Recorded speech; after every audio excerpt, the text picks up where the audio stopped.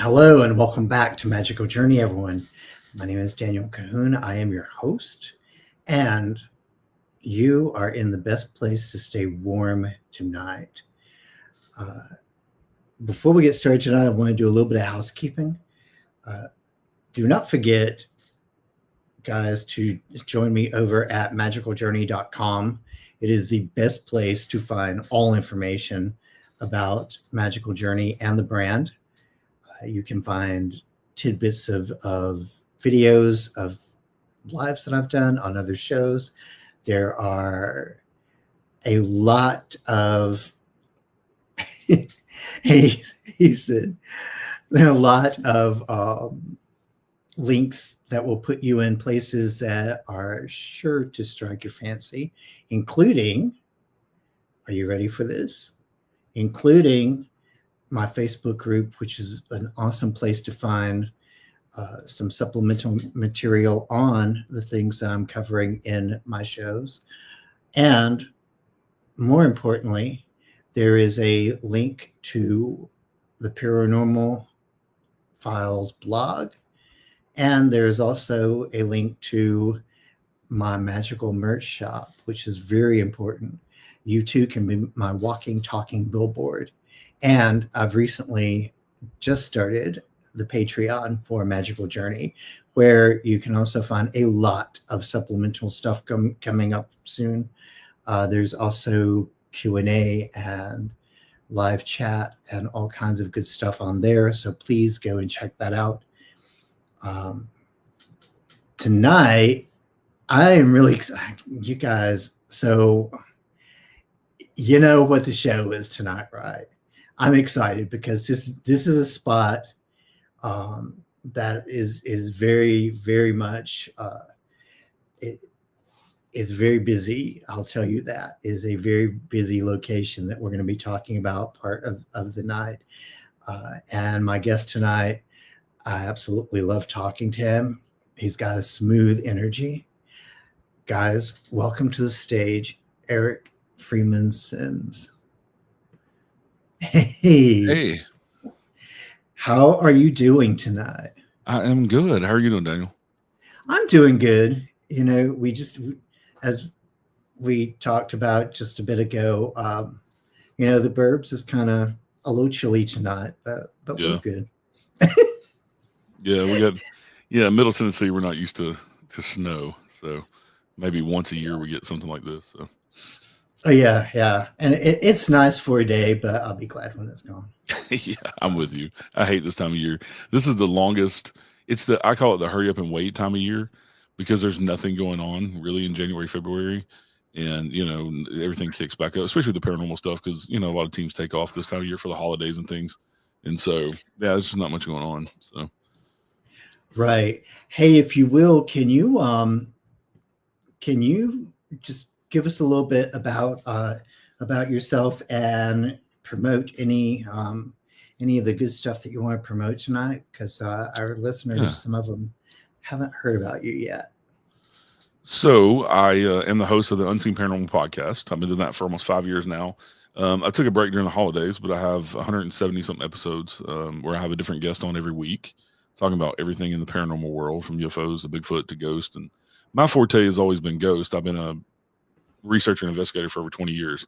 So my forte is ghost, but I like to explore all the different paranormal topics and interesting things. I am the owner of the Night House in Hopkinsville, Kentucky.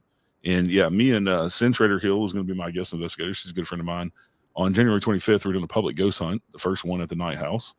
We bought the Night House back last April, and it is gaining popularity quickly. It's an awesome over 200-year-old house built in 1815 and has an amazing history. The Knight family lived there from 1860 until 1942. So vast history with that family and another family called the Rogers family who bought it in the 1940s and lived there until 2014. So mainly two families. And the funny thing is, even the previous owners that we can trace it back to 1840, they've all been attorneys. all the men have been attorneys in all the families that live there. Yeah, which is interesting. But been digging up the history of the Night House. So anything that anybody reads about the history of the Night House, that's all come from stuff I found. It's always been a private residence. Nobody's really put the history and stuff out there. And I've been lucky to get it up on the Google search SEO and all that stuff. If anybody knows anything about that, but working on all that stuff, but getting it out there as not just a place to investigate, but also the history of the place. And because it does have a fascinating history, the house originally set on 300 acres, and now it's on 3 acres. It's 5,600 square foot mansion, and has been added onto and changed. And so it's kind of a maze of a house. It's actually 6 different levels. It goes from a 10-foot in-ground cellar to a attic. And so it's actually 6 different levels. And yeah, massive place. And the spirits, man, they're so ready and willing to tell their story. And the people that we've had there so far, we've had a couple of YouTubers come and film that have gotten some cool stuff, and some other investigators have investigated. I've investigated sin. We've done some little investigations, and we're always having stuff happen. I've got 8 cameras around the house that are set to go off with motion and sound, and get a lot of sounds. We got a few figuring out. We got a few resident spirits that are intelligent that kind of hang out all the time. But Oh, wow. but yeah, so I've been really busy with the night house, because it's not just somewhere where you go in owning a location like that or buying one. I mean, it's a 200-year-old house. There's always something to do. So we've been doing a lot of renovating and stuff like that, and working on the house to bring it back to its former glory. It's kind of run down and a little bit. And the previous owners worked on it the 8 years they owned it, but they didn't finish a lot of stuff. So we had to go and finish a lot of stuff. But yeah, in the spring, we'll be open for historical tours as well. And doing a lot more stuff with the city of Hopkinsville, and we've kind of partnered up with Visit Hopkinsville. I have so much stuff going on. February 7th, I'm trying to go kind of in chronological order, I guess. February 7th, I have my first book coming out called Small Town Haunts and Legends of Tennessee. And it's exactly what it sounds like. I wanted to stay away from the big cities, because a lot of people know Bijou Theater in Knoxville, hauntings, and like the Ryman Auditorium in Nashville is haunted.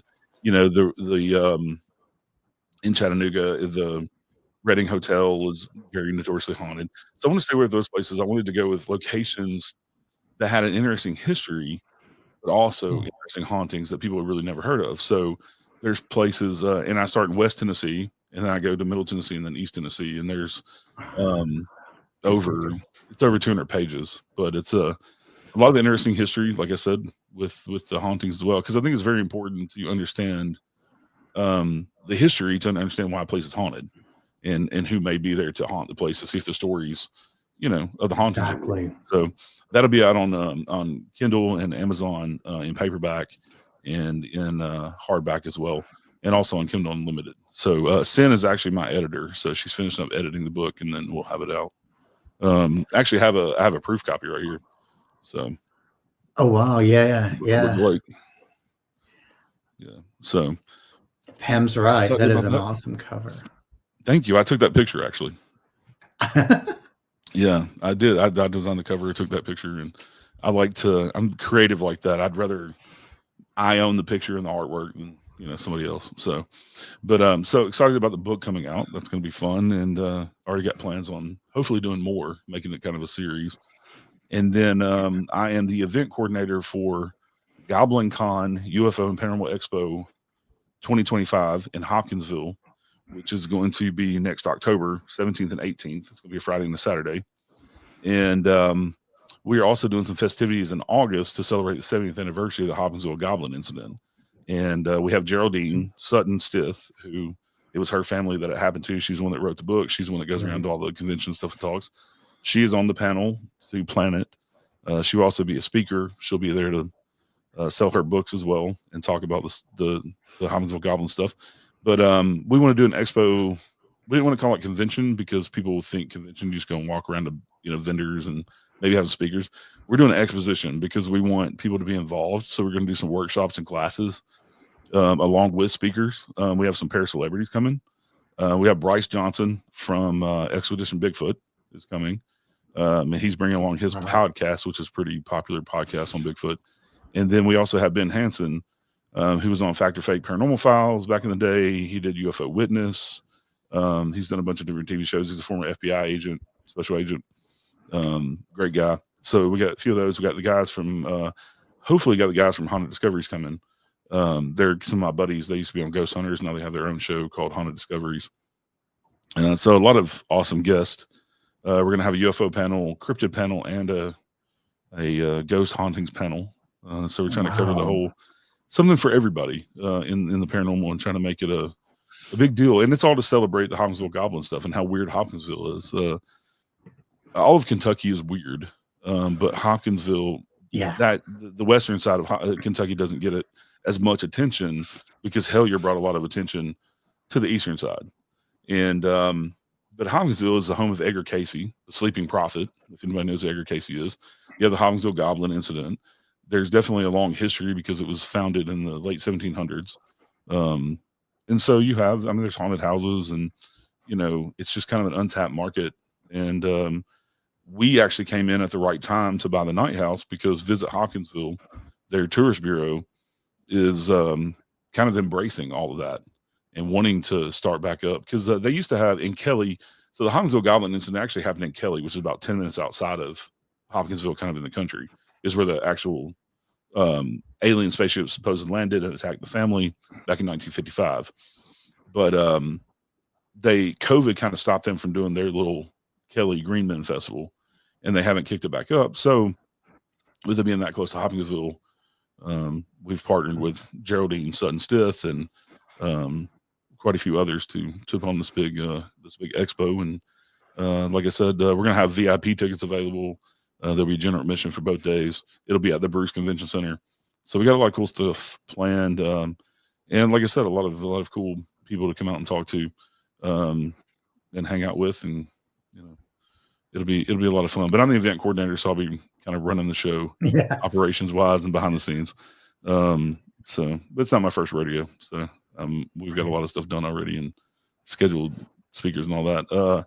I will be kicking my show back up, the Unseen Paranormal Podcast. I took off for the holidays and I needed a break. I was actually thinking about stopping my show, and I decided to continue with it. And so it'll come back at the end of February with new guests and all that. But I'm coming back instead of once a week. I'm coming back just once every other week, so twice a month. So that's all I've got going on. Wow. So if it's not enough. So I do want to interject that I'm friends with somebody who is a descendant of Edgar Casey. He doesn't know a lot about his ancestor, but he does, like, his dad is on his dad's side, and there's like a lot of family drama or whatever. But he does acknowledge that he is a descendant of Edgar Casey. Don't know a whole lot about him. Hasn't read a lot of the material about him yet.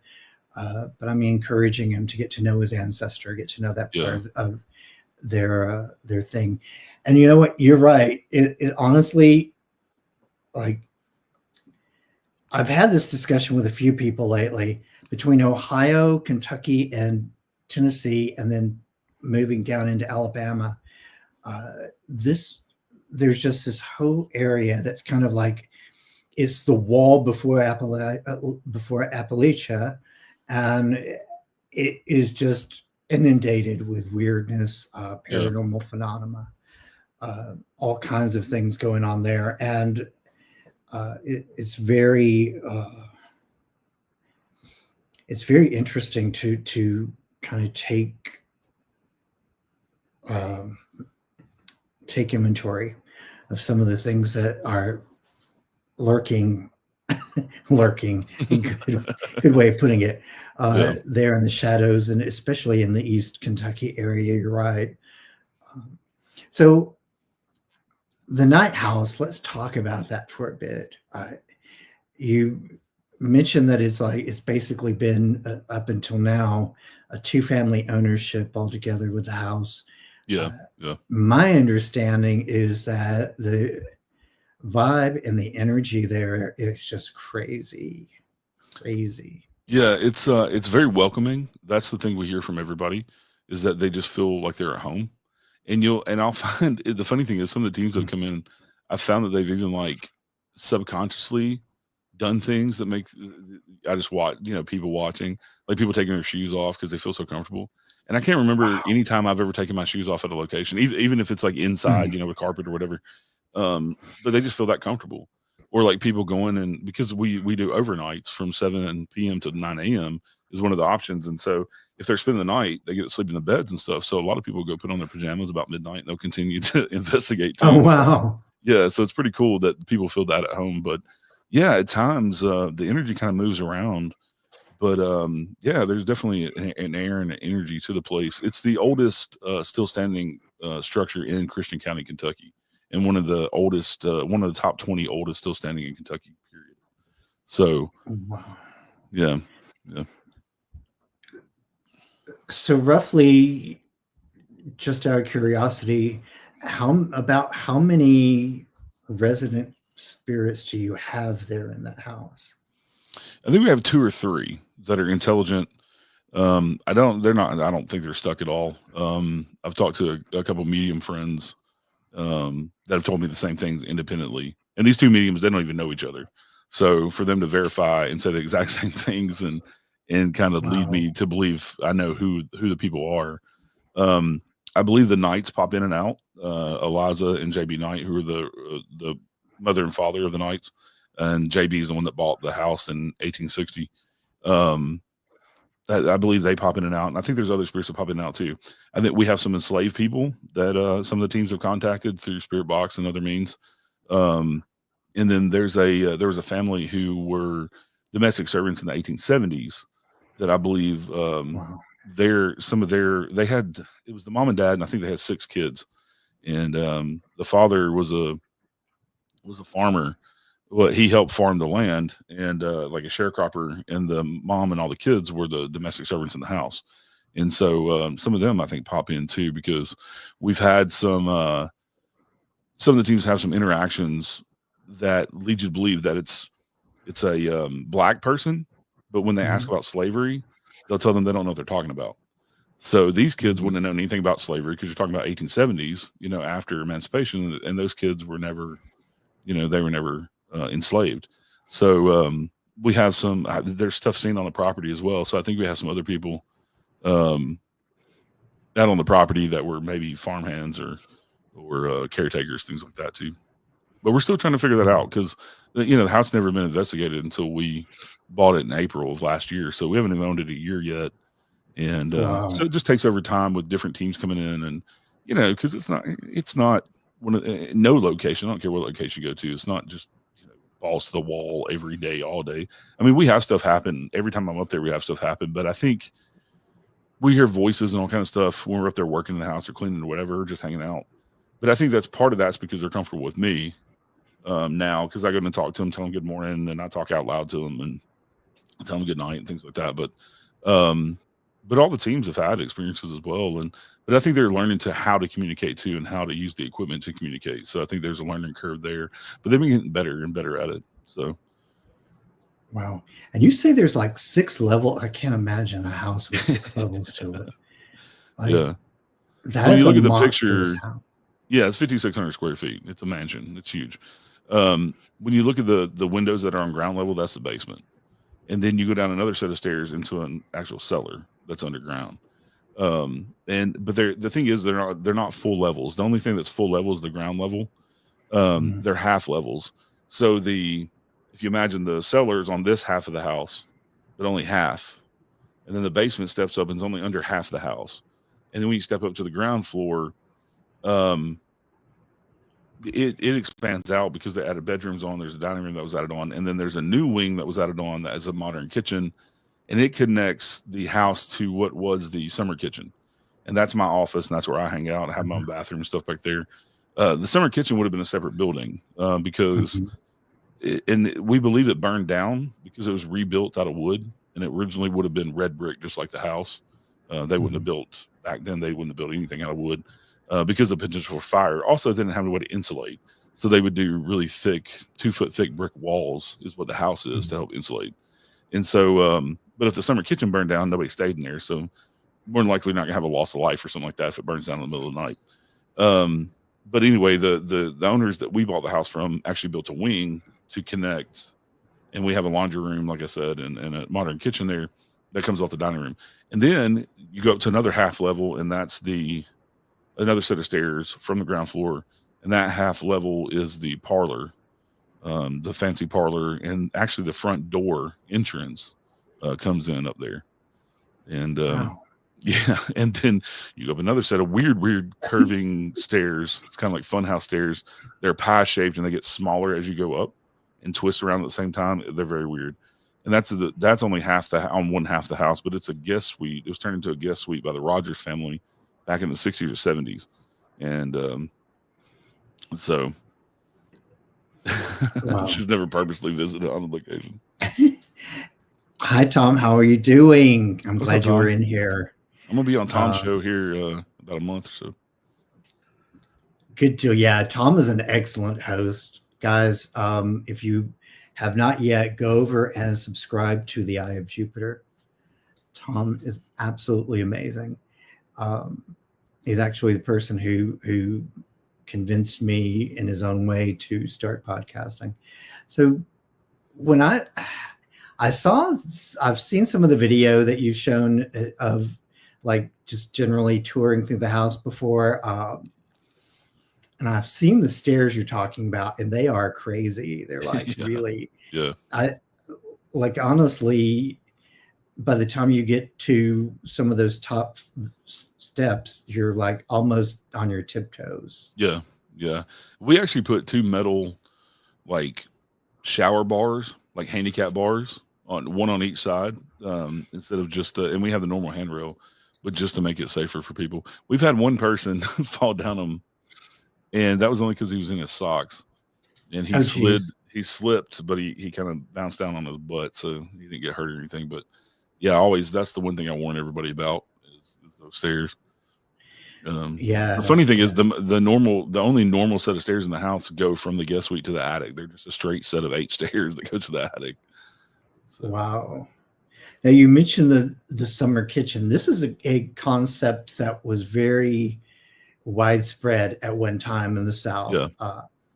I've seen places like there was one place in Alabama I saw once that had a wonderful old wraparound porch, and the kitchen was on the opposite side of the house from that. They had a kitchen there. So with this, so you say that there was, it seems like the summer kitchen may have originally, the one that was there may have burned down. So it's on the original foundation, the original Stackstone foundation it was rebuilt on. And some of the timbers were salvaged because some of the timbers are singed.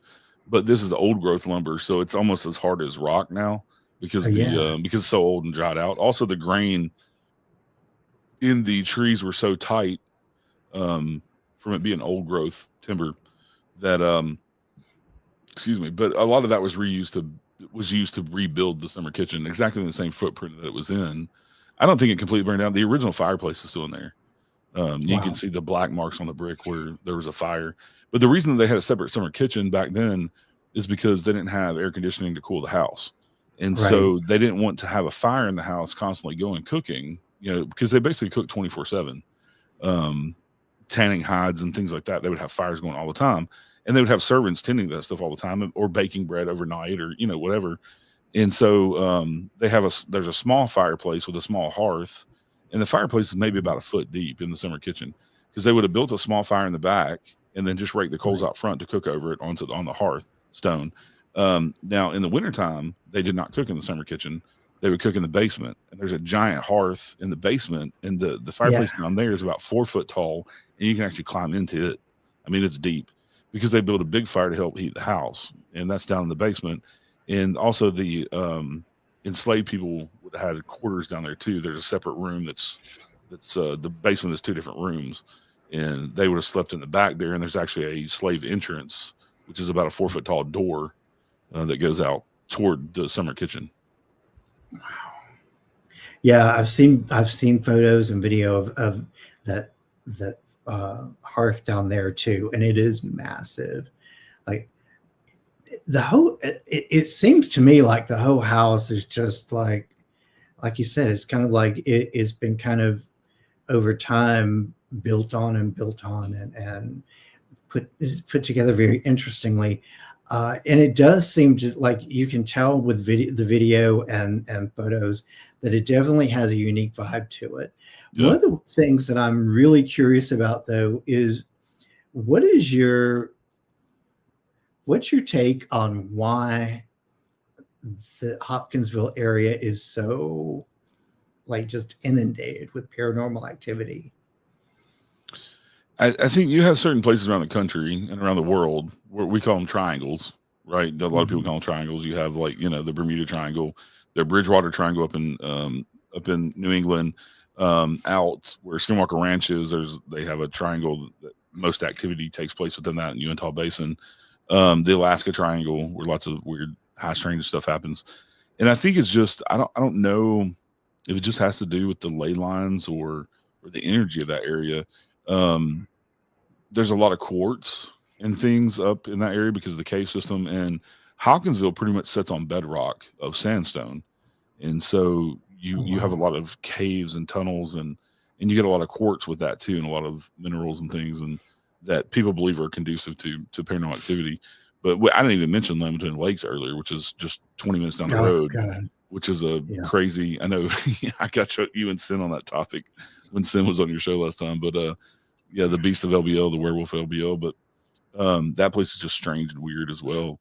And it just seems like there are certain places for whatever reason that just I don't know, they attract. I mean, like Sedona, Arizona is one of those places that just attracts, eccentric, weird people who are into weird things because the energy is just different for some reason.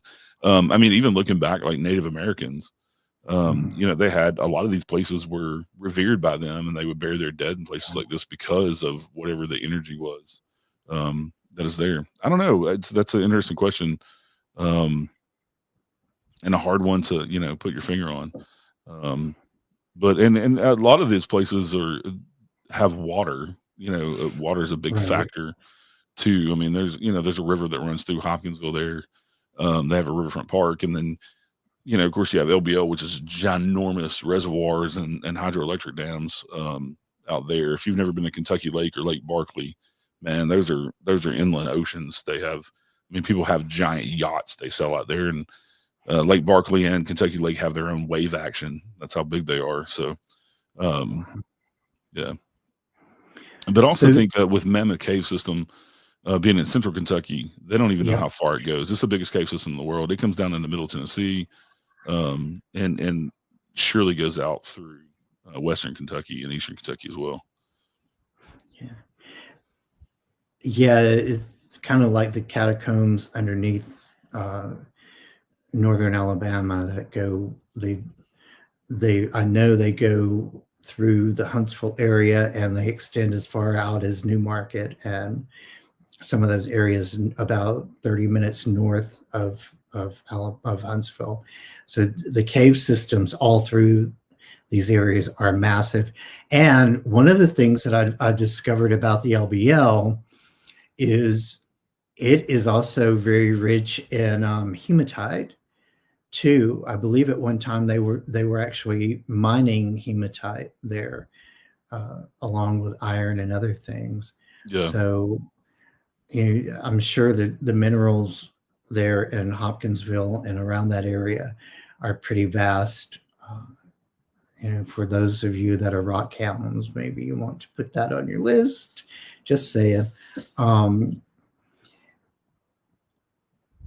I really want to get into, because here's the thing of it, like, so Dewey gave me a heads up about the new expo yesterday, and I'm all Jones on about it. I like this is a big deal to me.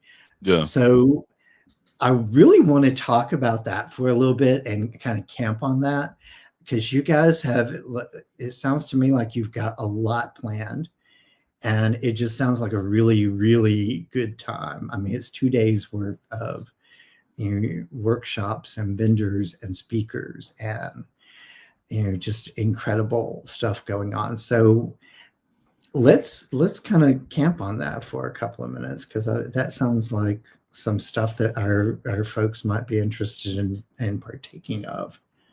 So we're still getting a lot of it kind of set in stone. Most of this that I'm telling y'all is not public information.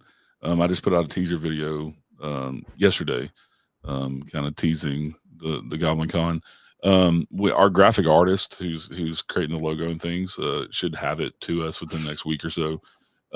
We'll start booking vendors at the end of January, 1st February, and looking for corporate sponsors and things like that as well. So a lot of it's not set in stone, but the kind of it's we want it to be an all-inclusive weekend. So we don't have the VIP ticket price set yet, but we're going to do a VIP ticket that'll be kind of a whole weekend experience. So you come into town on Thursday if you have a VIP ticket, and Thursday evening we're going to have a meet and greet dinner with all of the speakers and pair celebrities that is just for the VIP ticket holders. And then of course they get admission Friday from noon to 7 on Friday is when the expo will start, and they'll get admission to the expo there. They'll get a swag bag with all kinds of branded merchandise and autograph things and things like that. And then Friday night we're having an after party from 7 till 10, 11, that we're going to do karaoke and music and finger foods and things like that. There'll be a cash bar for everybody to kind of hang out and mingle. And then Saturday we're back at it from 10 to 6. And then Saturday night we're going to do for the VIP ticket holders, we're going to do a ghost hunt at the Night House with some of the speakers and celebrities if they want to come along. Wow. So kind of a whole weekend. Yeah.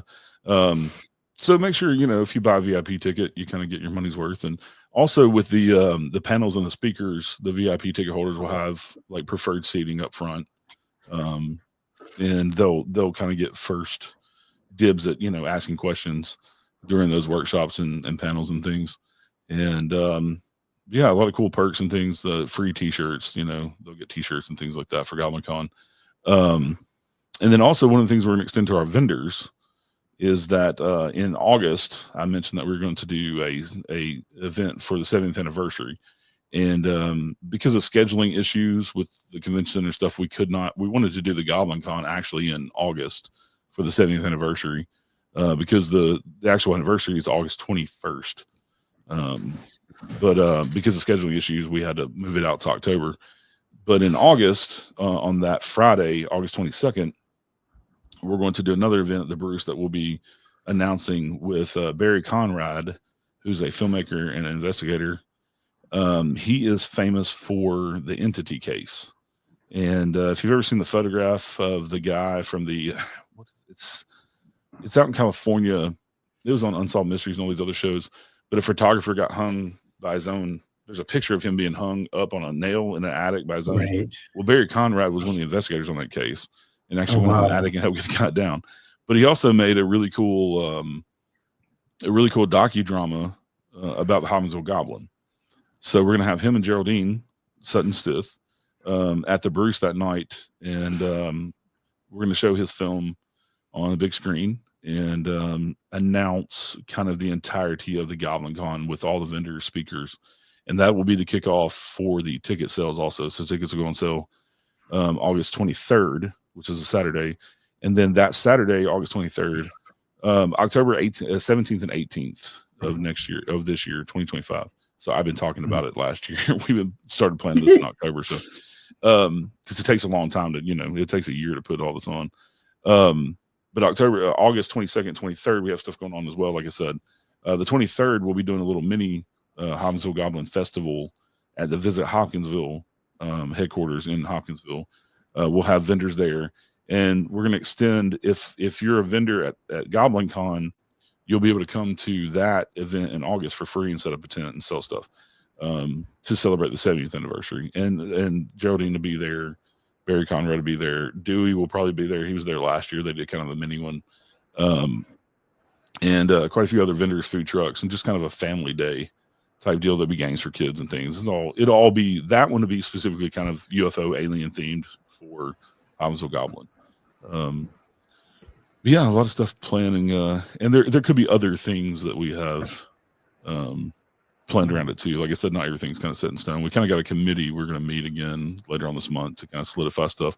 But yeah, we will be looking for vendors and taking vendor applications the end of this month, 1st February.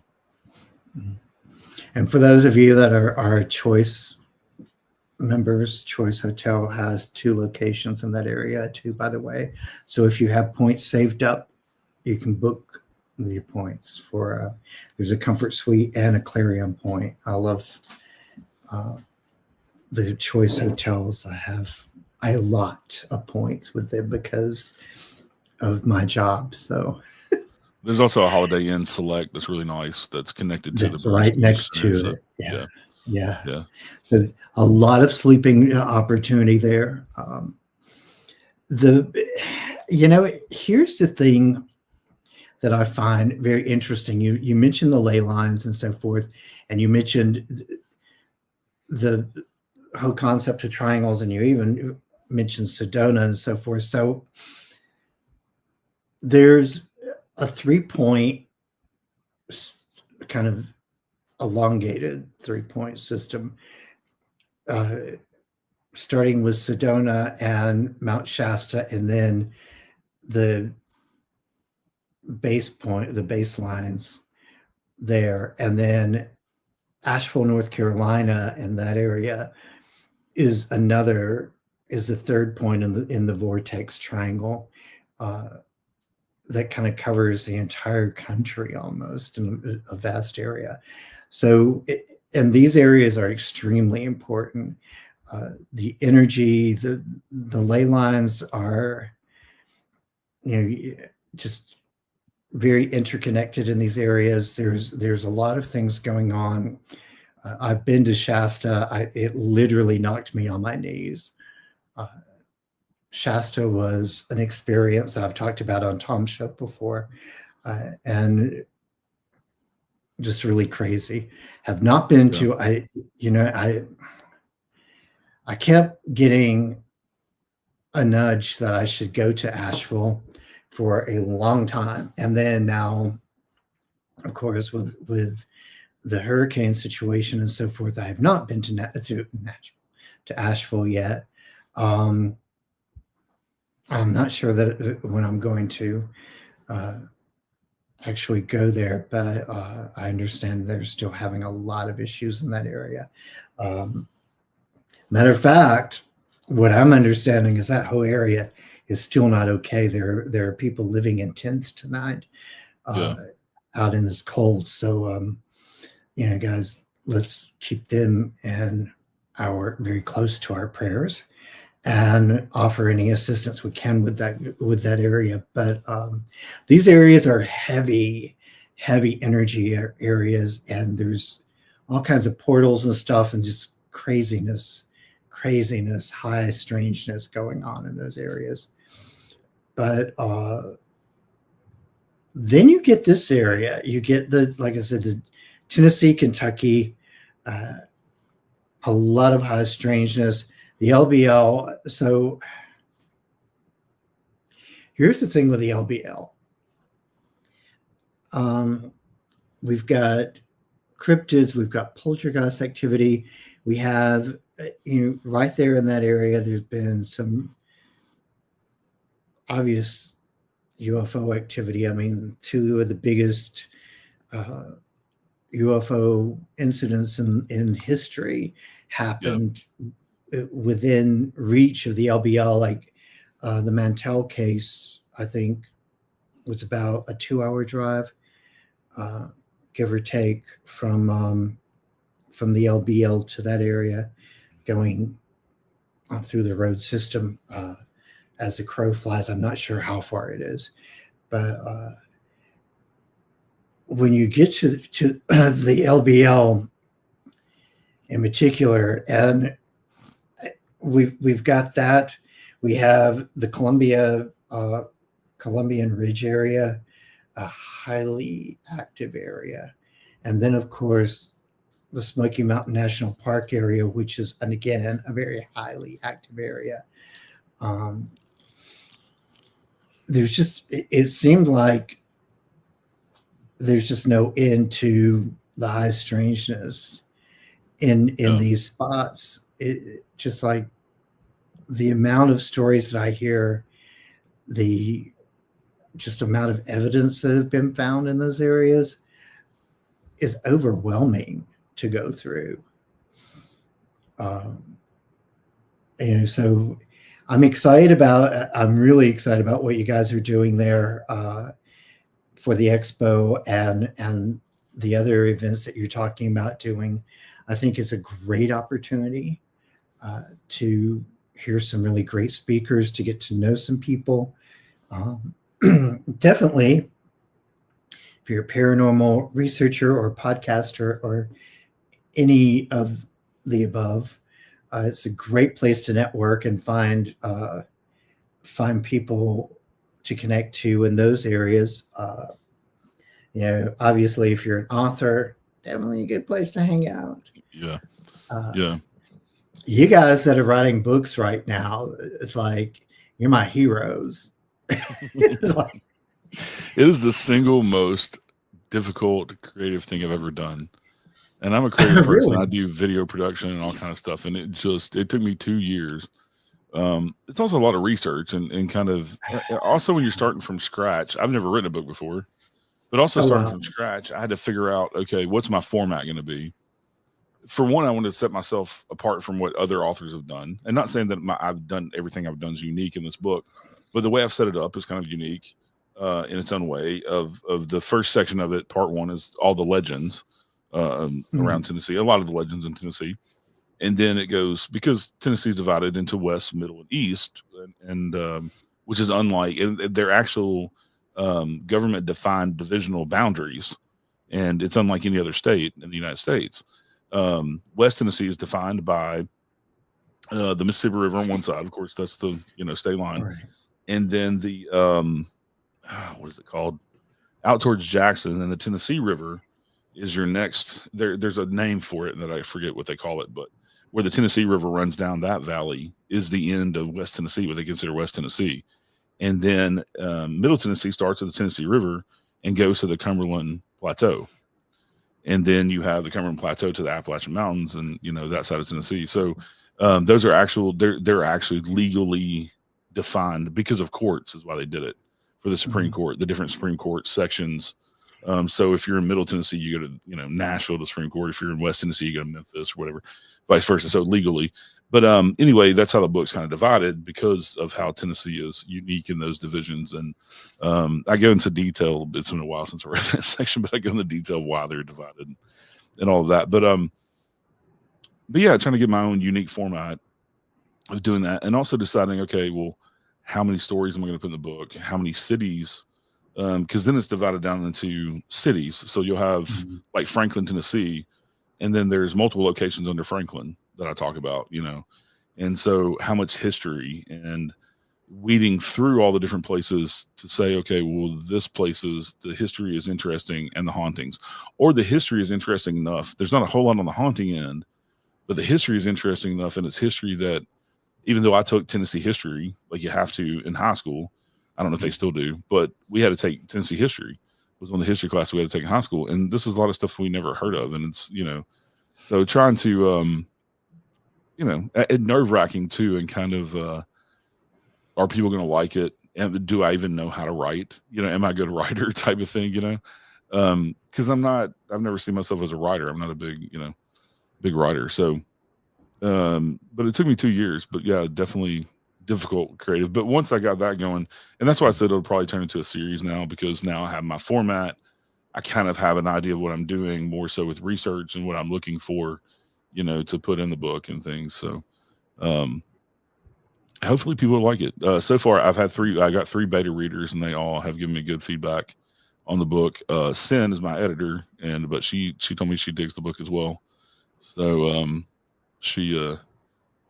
they've gotten to read the book first, but also put a lot of, I don't put myself in the book. There's a lot of locations that I talk about that I've actually investigated. I do put some of the things that happened to me when I investigated in the book, but I don't necessarily say this was my evidence, this is what happened to me. This is just reported at the location, and things like that. So but yeah, a lot of the locations I've been to myself. And also another thing I did, the Tennessee State Library has an amazing virtual archive, really extensive virtual archive. So what I could go to all these places if I wanted to and take pictures myself of the way they look nowadays, right? But I wanted to find pictures that showed you the place that we're talking about, the history that happened there. So a lot of the pictures that I got in the book, I got from the Tennessee State Library and Archives. because that's all. I mean, it's as taxpayers, we own it. There's no copyrights in there, and as long as you put courtesy of them, they're fine with you using the stuff.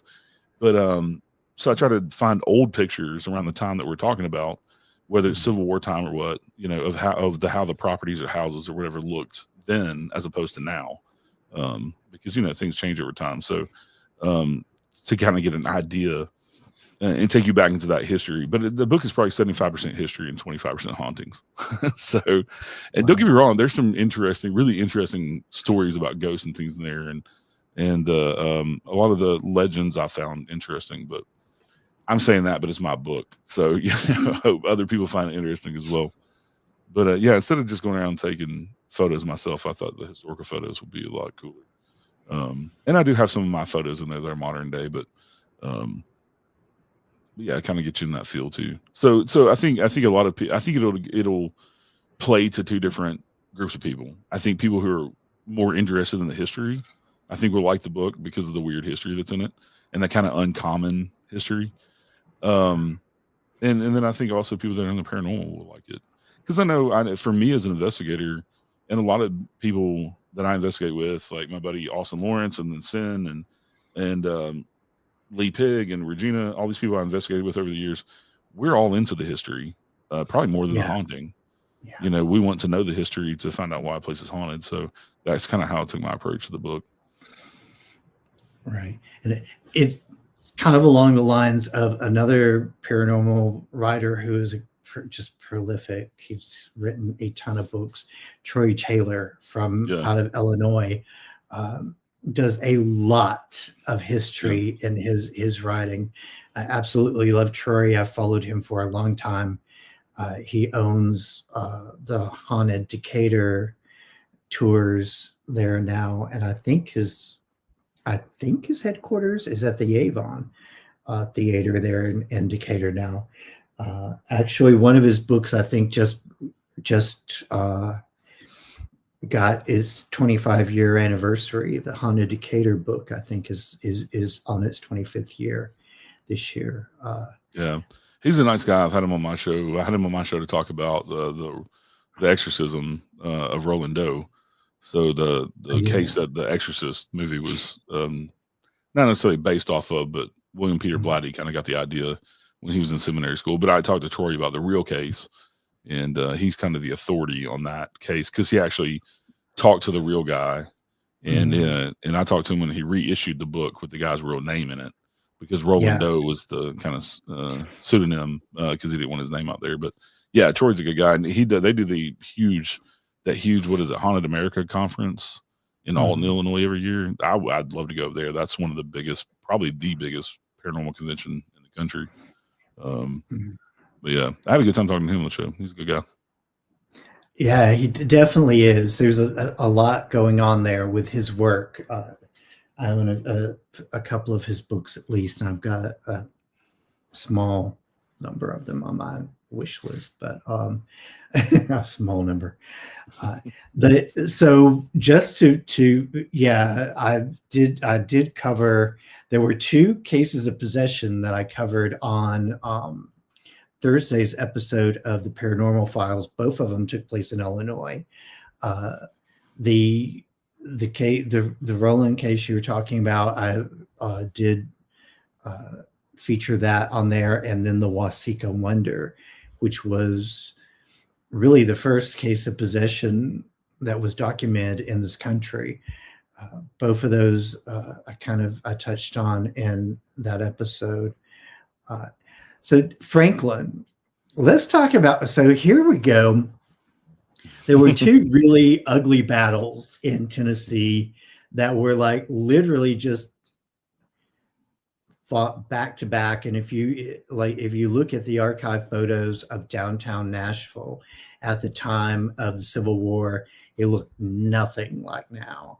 No, it's everything is cleared and it's just rolling hills with nothing, no tree, none. You just see fencing and barbed wire type stuff. Yeah, right. Franklin is, because I live 20 minutes from Franklin, and so that's kind of how I got my start investigating was Franklin. When I was a teenager, me and my friends, one of the things you did if you're in high school around here, because I live in Williamson County, Franklin's in Williamson County. If you went to Franklin, Fairview, or Brentwood, you snuck out to Carton Plantation to see Ghost. And it was just known that it was notoriously haunted. And it's nothing like today they have a whole visitor center and museum built and all this other stuff. And back then they just had like a construction trailer, and they didn't even have a security guard there. And we didn't go out there. I mean, nobody went out there and, vandalize anything or nothing like that. We're just out there curious. And we didn't even try to get in the house. They had a security system, all that. But so we would go out there and somehow convince some of my friends and my weirdness to go with me. And we took an old VHS, shouldered VHS camera with us, and then a micro cassette recorder. And we didn't know anything else to do. I didn't even know I really didn't even at that time, 15, 16 years old, 14, 15, 16. I didn't even realize that people actually got together like in paranormal teams and went and did this as a hobby. I just thought it's something that like us high school kids did to try to scare the shit out of each other, like, so, but I was generally interested because my dad died when I was 14, the summer between me going from 8th grade to 9th grade from middle school to high school. And he was agnostic. And that's kind of how I was raised. I'm agnostic to this day, so not really religious. So I wanted to go and find out, where do we go when we die? Kind of that question we're all asking, right? And so that just threw me kind of into the paranormal even more. My first experience I had when I was 8, and I've kind of been haunted my whole life because I've been an empath. And so I've kind of been haunted my whole life because spirits pop in and out. We're kind of like a beacon in the dark for them, and they're like, "Ooh, somebody that can notice me," and so they're a pain sometimes. But so I've kind of been haunted my entire life. But getting investigating when I was a teenager in Carton Plantation was the first place I went, and it was the first place that I actively went looking for the paranormal and actually found it. I mean, experienced all kinds of stuff up there, and I've been there so many times over the years and taking different tours, and it's kind of changed. Now they're not allowed to talk about the paranormal. The current director of the Franklin Battlefield Trust is a historian, and he wants nothing to do with paranormal. So he's even threatened to fire the tour guides if they get caught talking about paranormal activity.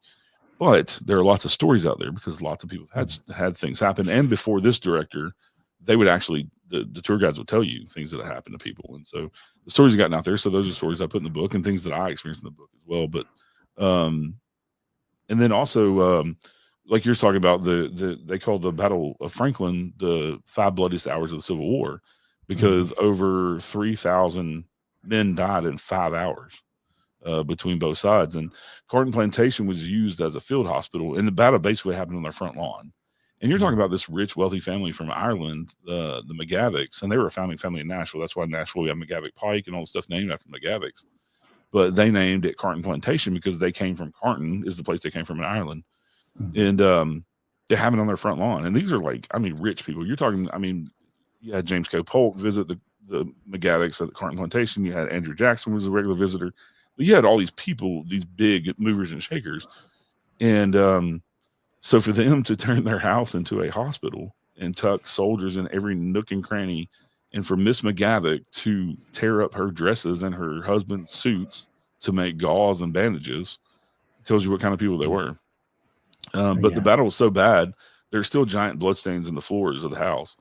And the battle was so bad that one of the soldiers' diaries, one of the soldiers that lived that was there, he was injured, but he was there getting taken care of.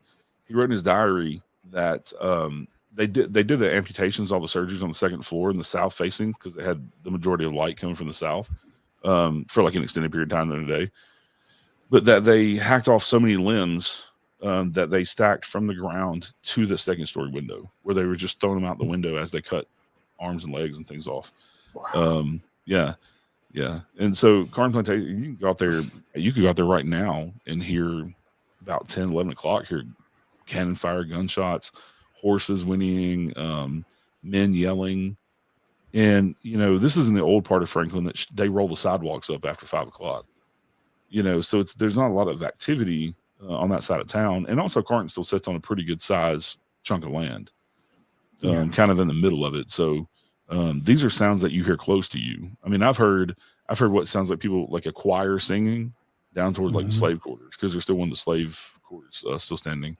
It's all kinds of stuff out there.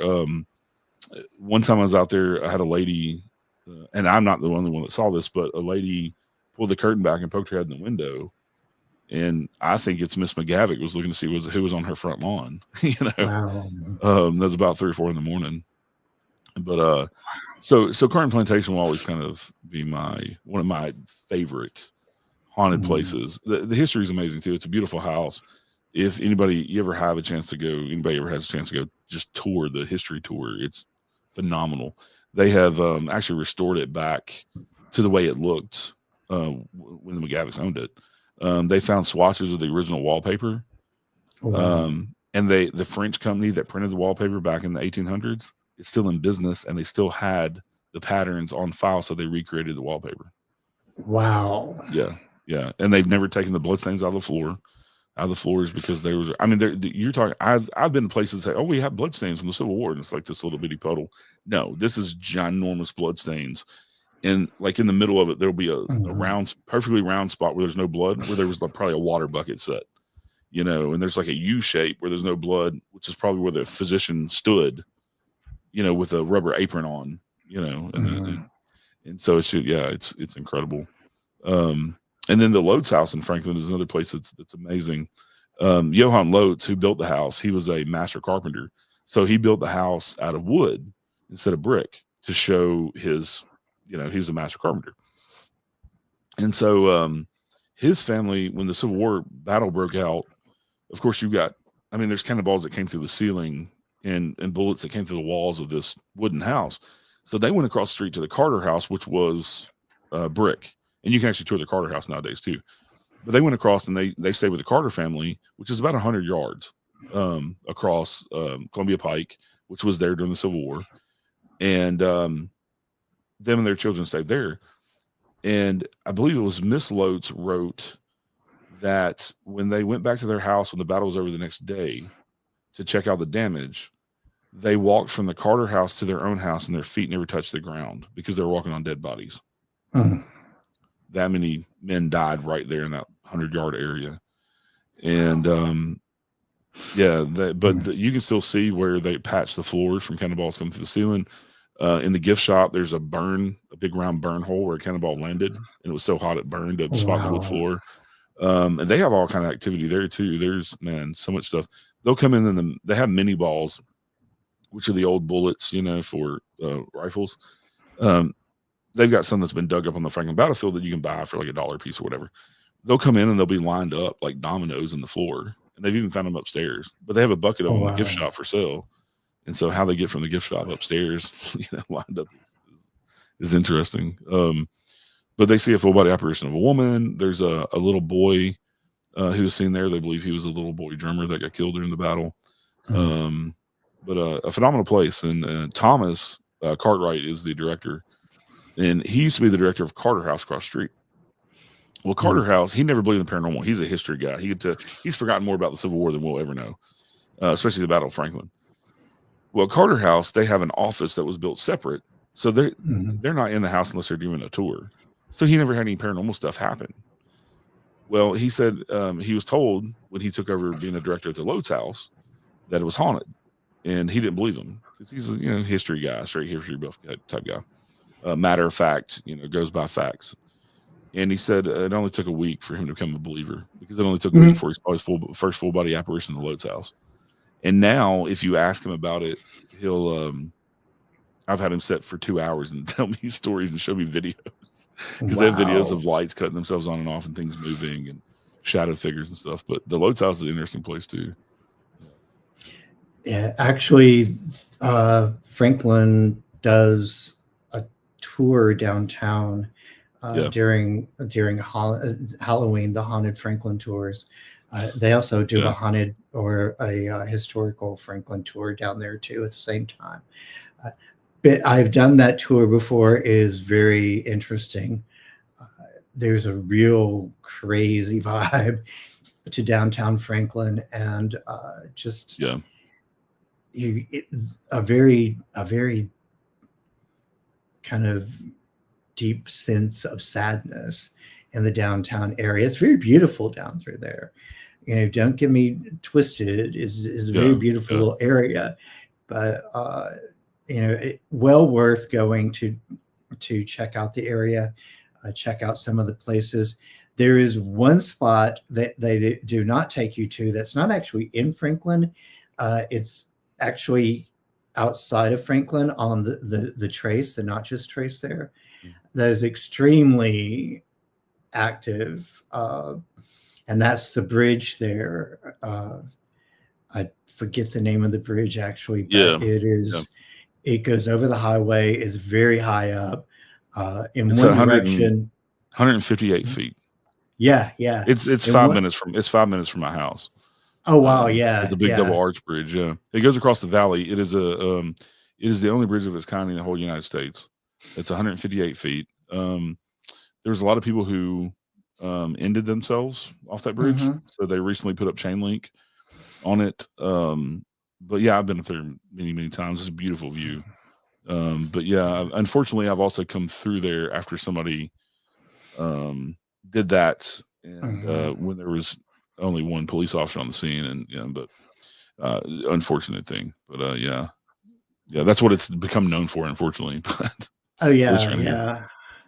I've literally walked the full length of the bridge. I've been underneath the bridge, walking around, and it is so notorious that they actually have a emergency phone. Yeah, suicide hotline phone. Right at least on one end of the bridge.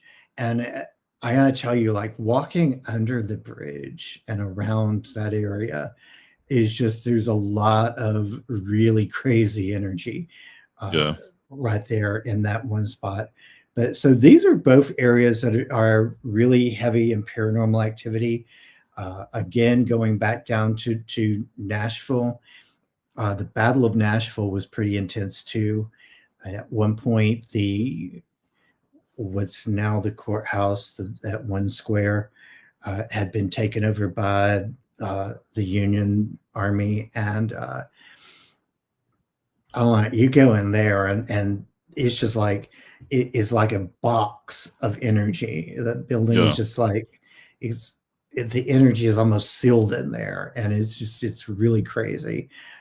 Again, another very intense area of fighting. The Lyria, hey, how are you doing? Lyria was just on Tom's show, and she's been on my show recently too. We did a 2-parter actually on my show with her. The Franklin poses a very interesting kind of, I guess, almost a quagmire in a way. It's really strange because it was so intense there, and even the courthouse there, has had sightings of Civil War soldiers on the balcony and so forth. So it's just, That's it's kind of all downtown Franklin. One of Franklin's very touristy, especially downtown because of all the Civil War stuff. And one of the stories that you hear all the time is that tourists will think that they're seeing reenactors. Well, the Battle of Franklin happened in November, so usually there's no reenactors in town. Maybe a couple times for special occasions throughout the year, but they're usually out at like Carton Plantation or somewhere like that. And they're not downtown. But a lot of people, they'll be walking around downtown Franklin and think they see, reenactors dressed in period clothing, and then they turn around and look and they're gone, and they're like, "What happened to the reenactors?" Well, there was no reenactors. Those are the real spirits.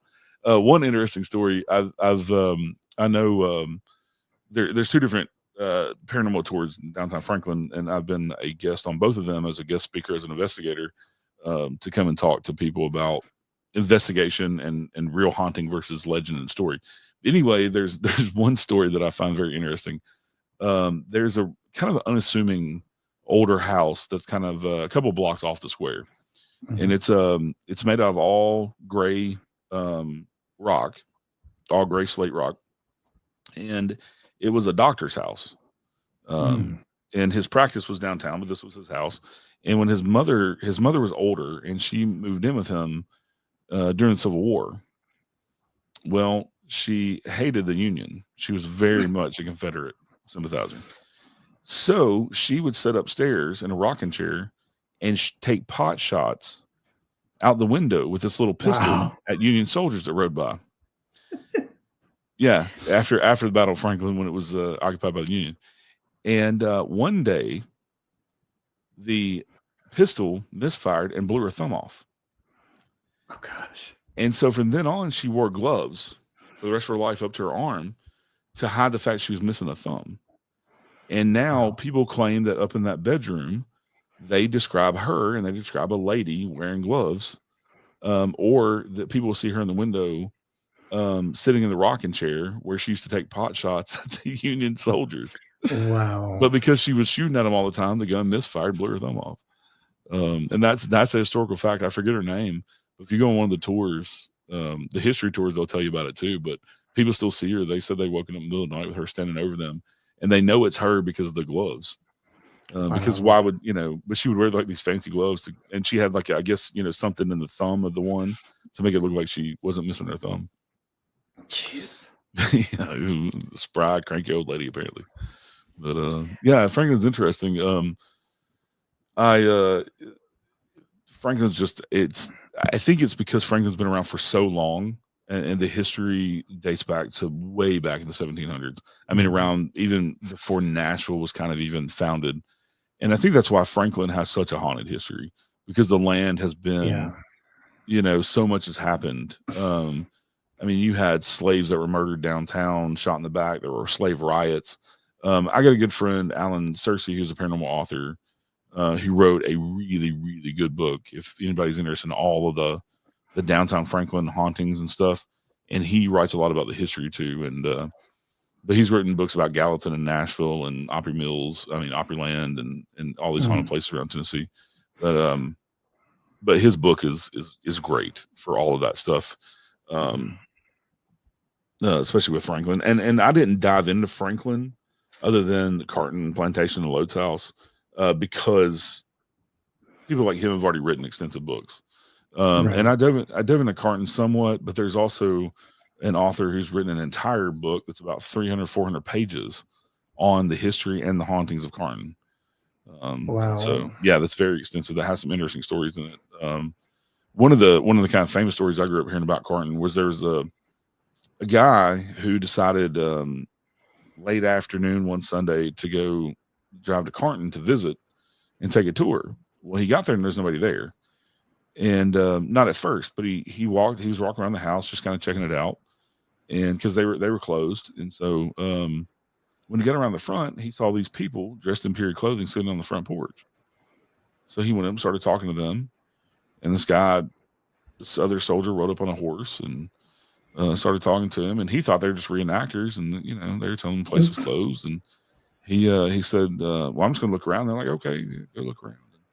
He turns back around and they're all gone. They all disappeared. Oh geez. Yeah, none of them were living. They're all ghosts. Yeah. Correct me if I'm wrong, but is Johnson City the oldest city in Tennessee? I think it's Greenville. Greenville? Greenville was going to be the capital of Franklin when Franklin was actually going to be a state, which would have taken up part of Tennessee and part of North Carolina. Wow. I believe it's Greenville. I just wrote about it in the book, actually. Greenville's in here.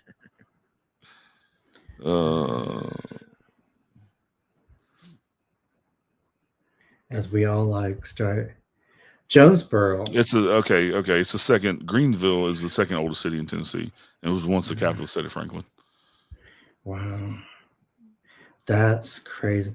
Yeah, Jonesboro is another area that I've seen some photos of that area. It's definitely got an old school feel to it. It's very old school.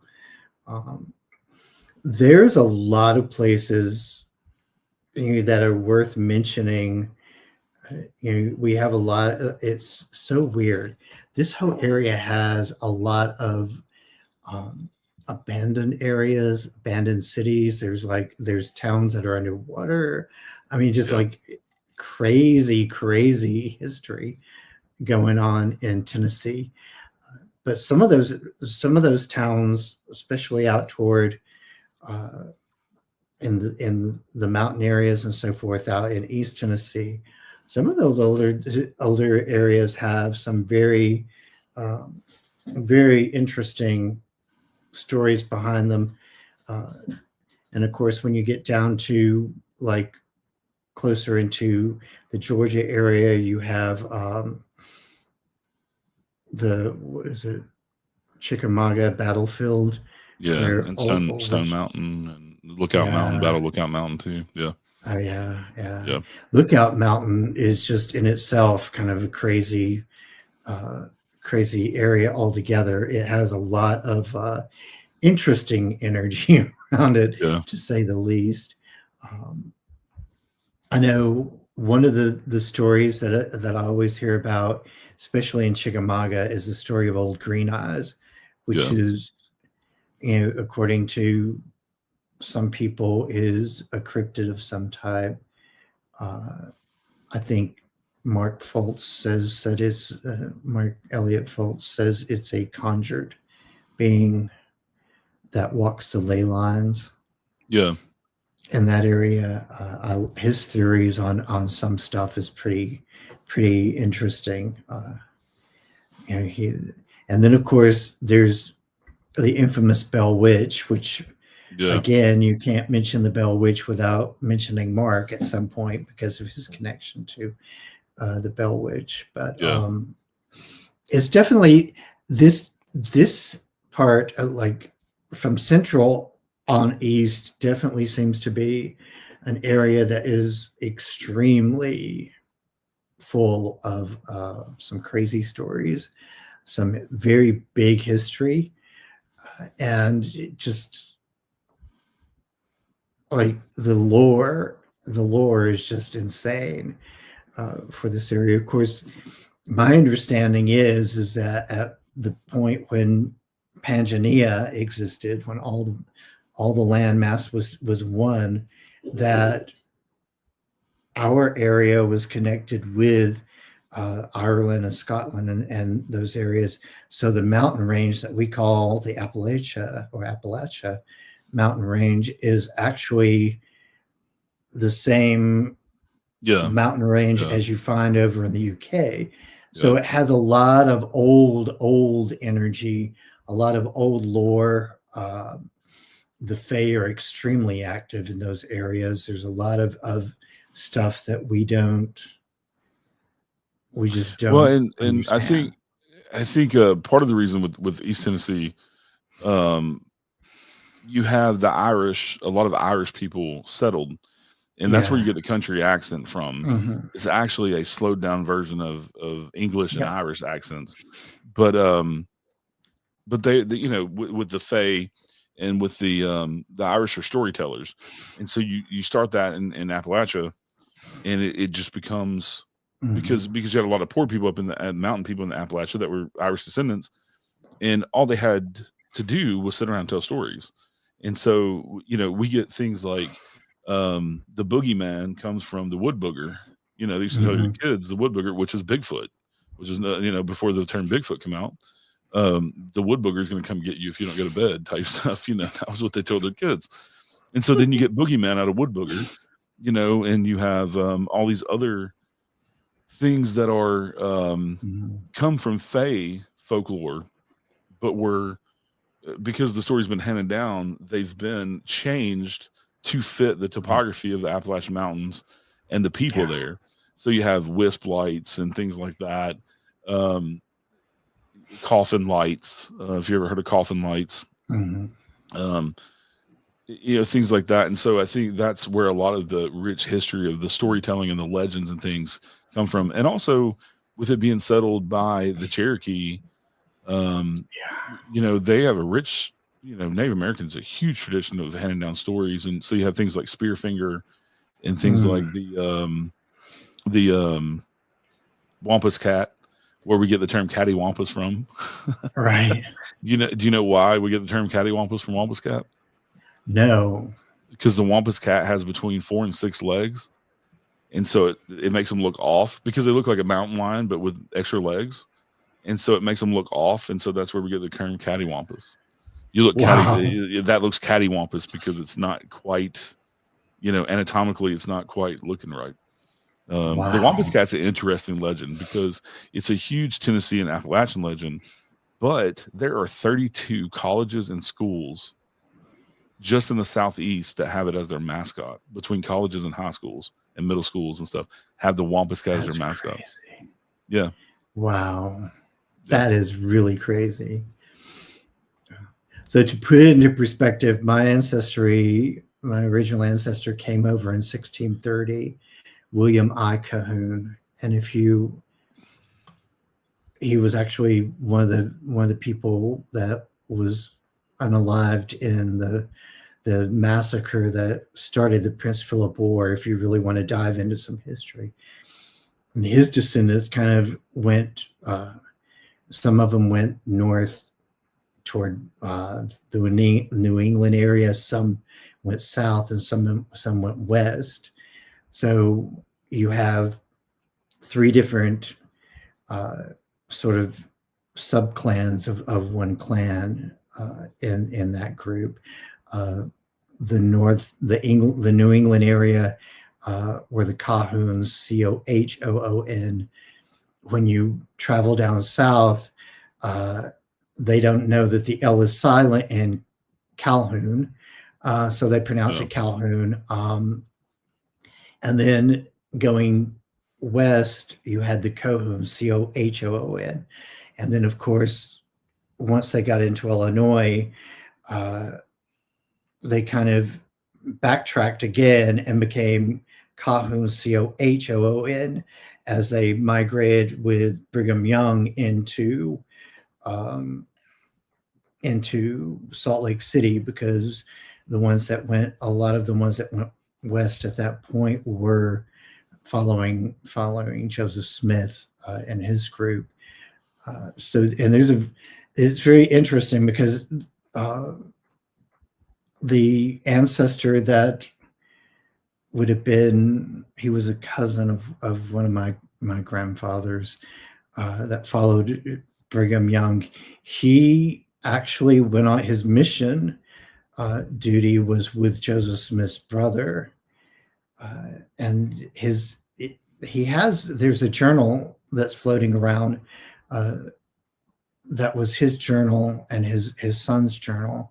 That's actually considered one of the most important documents in our history, because it details so well the history of the Mormon Church, from its beginnings with finding the gold plates all the way to going into Salt Lake City. So I say all that to say this: the fingerprints of my family is literally all over the country, but in particular, like if you get into places like New England and going towards south, you have cities, counties, colleges, all kinds of things with Cahoon or Calhoun in the name of it. And you even have a restaurant, which is the food's okay. Yeah. But so, yeah, with that, again, Scottish, Irish lineage, very heavy in the mountain areas. One of the places I always find very interesting is Elkmont, which is definitely, if you ever go through there, there's a lot of energy there too. I'm sure you probably have some stories from the Elkmont area. It's kind of that's a place that's written about a lot. And I didn't put a whole lot. I have stuff from Sevierville and Gatlinburg in there.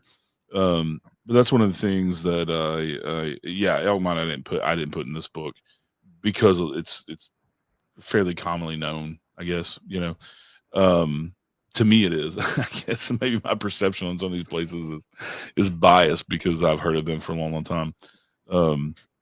But yeah, that whole area Smoky Mountains National Park is the most visited park in the United States every year. It's average about 12 million people. And so that whole place is high strangeness and weird disappearances and things like that.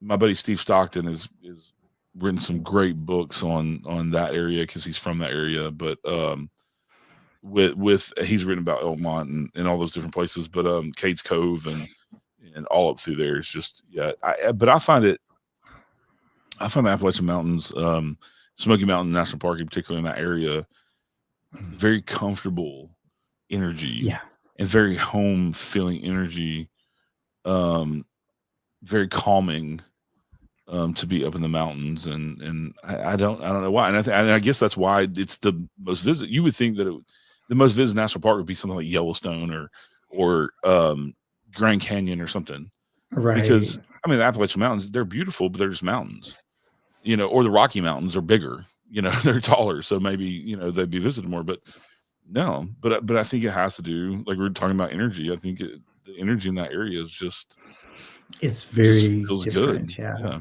it is. And it's just very relaxing, and it's one of those things. I'm ADD, and so it's hard for me to relax. So if we go to Florida or something on vacation, I'm still pretty high strung. Even going to the beach, I only relax so much because my brain's going 8,000 miles an hour all the time. But there's something about going to the mountains, particularly Appalachia, that seems like I can just relax even more. I don't know why. Right. I'm laughing at Sin's having problems with So here's the thing about so occasionally when I've gone with a friend of mine to the Smokies, we inevitably take the trip across the mountains over to Sorry, this is my dog Duke. He's great. Oh, he's cute. He's a mess. When we take that trip, we'll go over, and there's a grist mill there that we always stopped at along the way. And I got to tell you, when you walk behind the grist mill, there's a little stream that you can follow for a ways. I always get this vibe like I'm being watched, and it's just really crazy. It's not scary crazy, but it's definitely a little crazy to feel that watched when you go back there. Yeah. One of the other things that you mentioned, the cove, like Cades Cove. Brian from Black Mass Paranormal, if you're familiar with that podcast, did a really crazy episode on his podcast where they did some paranormal investigation at one of the churches there in the Cove. And like there was one point where they were over by the pulpit area, and something ran at them from the back door all the way up the aisle, and you could hear it literally running. Yeah, there was a lot of activity in that building that night. But right there in Cades Cove, there's definitely, again, a lot of energy, a lot of haunting, if you will. Yeah. There. I think those areas like that too, I think you get a lot more than like the elemental type spirits. Who normally people don't come into contact with on a regular basis. But then when you get out into, the woods, I think that's why some people disappear too, to never be seen. I'm big into the missing 411 stuff and find it really interesting. That there's a possible paranormal connection there, but yeah, I just sorry, I lost my train of thought. Yeah, so that train has left the station. So one of the upcoming episodes I have coming up on the Tuesday drop is with Laura Risti. If you're familiar with her, she is one of the foremost authorities on the Trini Gibson case. Yeah. And we actually are getting ready to do a part 2 of that because there's a lot of craziness with that story. Yeah. There's a list of characters in that story that just don't add up, and so the episode that's coming out, I think in 2 or 3 weeks, is kind of a general survey of the story of Trini. Trini was with a group of horticulture Yeah. students that was going to hike from Was it uh, Cleveland's Dome? Clemens Dome Yeah. parking area up to Andrews Ball and then back. So everything went kind of okay. It was the weather was horrible. It was just kind of one of those days where um, probably wasn't the best to do a trip like that. Uh, there was only one adult in for all 40 students though, and that was Mr. Dunlap, the teacher. Uh, Trini was spent most of her time with a friend of her brother's who was on this trip, um, Robert Simpson. When they got up to Andrews Bald, he decided he was, as he said, going to go track a bear. And Trini was like, "Okay, I'm done. I'm going." So she headed back with the rest of the students, and about 3/4 of a mile away from the parking area, she just literally she stopped, looked off to the side, kind of ducked down a little bit, and nobody ever saw her since. She just Yeah. literally vanished. Yeah. Um, Now her scent was actually picked up because they had canine units looking too at one point. Her scent was actually picked up on uh, the Appalachian Trail area at one point, and then went back to Cleveland's Dome area roughly. Um, but the thing is it her scent ends at an area where there was parking, and it appears that she may have gotten into a car or was forced into a car or something there. One of the theories that I have about that is because groups like the 12 tribes and which you guys probably are more familiar with them being called the Yellow Delhi people, because 12 tribes owns the Yellow Delis. They tend to hang out in those areas, and there's other groups like that hangs out in those areas too. One of the theories I have is that she may have been abducted by a group like that. Yeah. Either or, the Trini Wilson or Gibson case is huge. Is one of the top five. Yeah. Um, Dennis Martin is another one that's a huge Dennis case Martin, there. yeah. Yeah. Dennis Martin's case that's another one that got a lot I of attention from. I have that one. I put that one in my book. Yeah, yeah. Not because it's a missing person case, but there was another element. The reason I put it in the book, there's another element that doesn't get reported a lot. There was a family that was about 2 miles down the mountain that were looking Right. for bears, and it was a mom and dad and 2 kids, and they were looking for. It was kind of an overlook on the side of the mountain. They were looking the other side of the mountain looking for bears, and they thought they saw what they described as a hairy man with something in brightly colored clothes over his shoulder, and this was at the same time they were looking for Dennis Martin. And these people went to the FBI, but it never really made it too much into the case because they essentially described a Bigfoot with a kid over its shoulder. And these people were adamant about what they saw. The 2 kids were old enough to say they saw the same thing, and they found it really odd. They actually thought it was a lumberjack at first, and then they thought, no, that's a bear. But what is it carrying over his shoulder and it's walking on 2 feet? And so, yeah, really interesting. That's why I put it in the book. I put it in the legends part where I talk about Bigfoot and Tennessee Wildman and stuff because of that part of that case. But yeah, Dennis Martin, that's another one where the dad, they were playing hide and seek, and the dad saw him duck behind these bushes, and poof, he's gone thin air, and so yeah, really interesting. Yeah. I think I think there are a few different I think just like hauntings, I think there are a few different explanations. I think there's some time slip stuff. There's some maybe some Bigfoot, kidnappings, or I mean, there's been other stories. There's an older gentleman that was kidnapped from his camp and taken to a cave, and he finally talked to Bigfoot into letting him go, or he escaped, and things like that. And then You also have the out. I think Mount Shasta. You have the Yep. robot grandma story, where the little kid said she wanted him to defecate on a piece of paper, and he said it was his grandma, but it wasn't.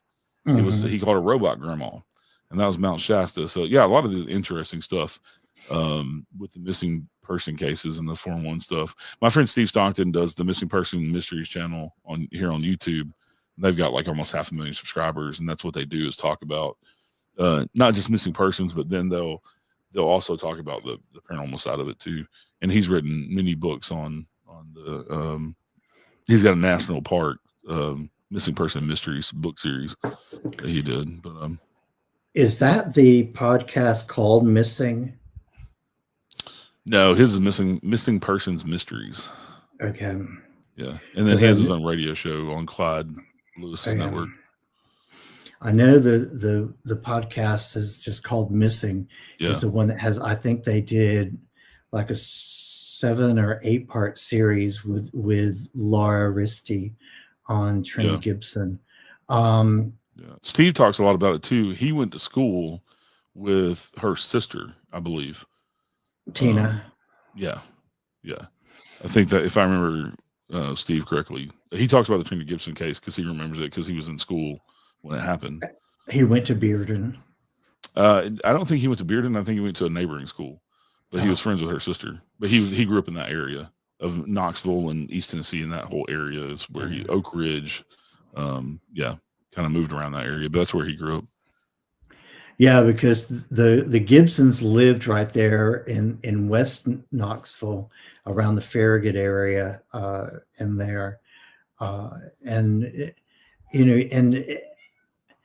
by all means, I mean, one of the things that made the Trini Gibson case very interesting is the timing of it. So their oldest brother, Bob Robert Jr., had just come home from leave was in the Navy, and he was going to be stationed in Guam, and he had come home like the day before, 2 days before the trip, and so there was his being home. Trini had a bank account with a lot of money in it, close to $2,000. She had a $200 in her drawer at home. She was taking antibiotics for an injury to her foot that she left at home. She left her nail polish and so forth at home, which she was very particular about her nails. There was just a lot of stuff that she left at home that day. She didn't carry a jacket with her. The jacket she was wearing when she disappeared actually belonged to Robert Simpson.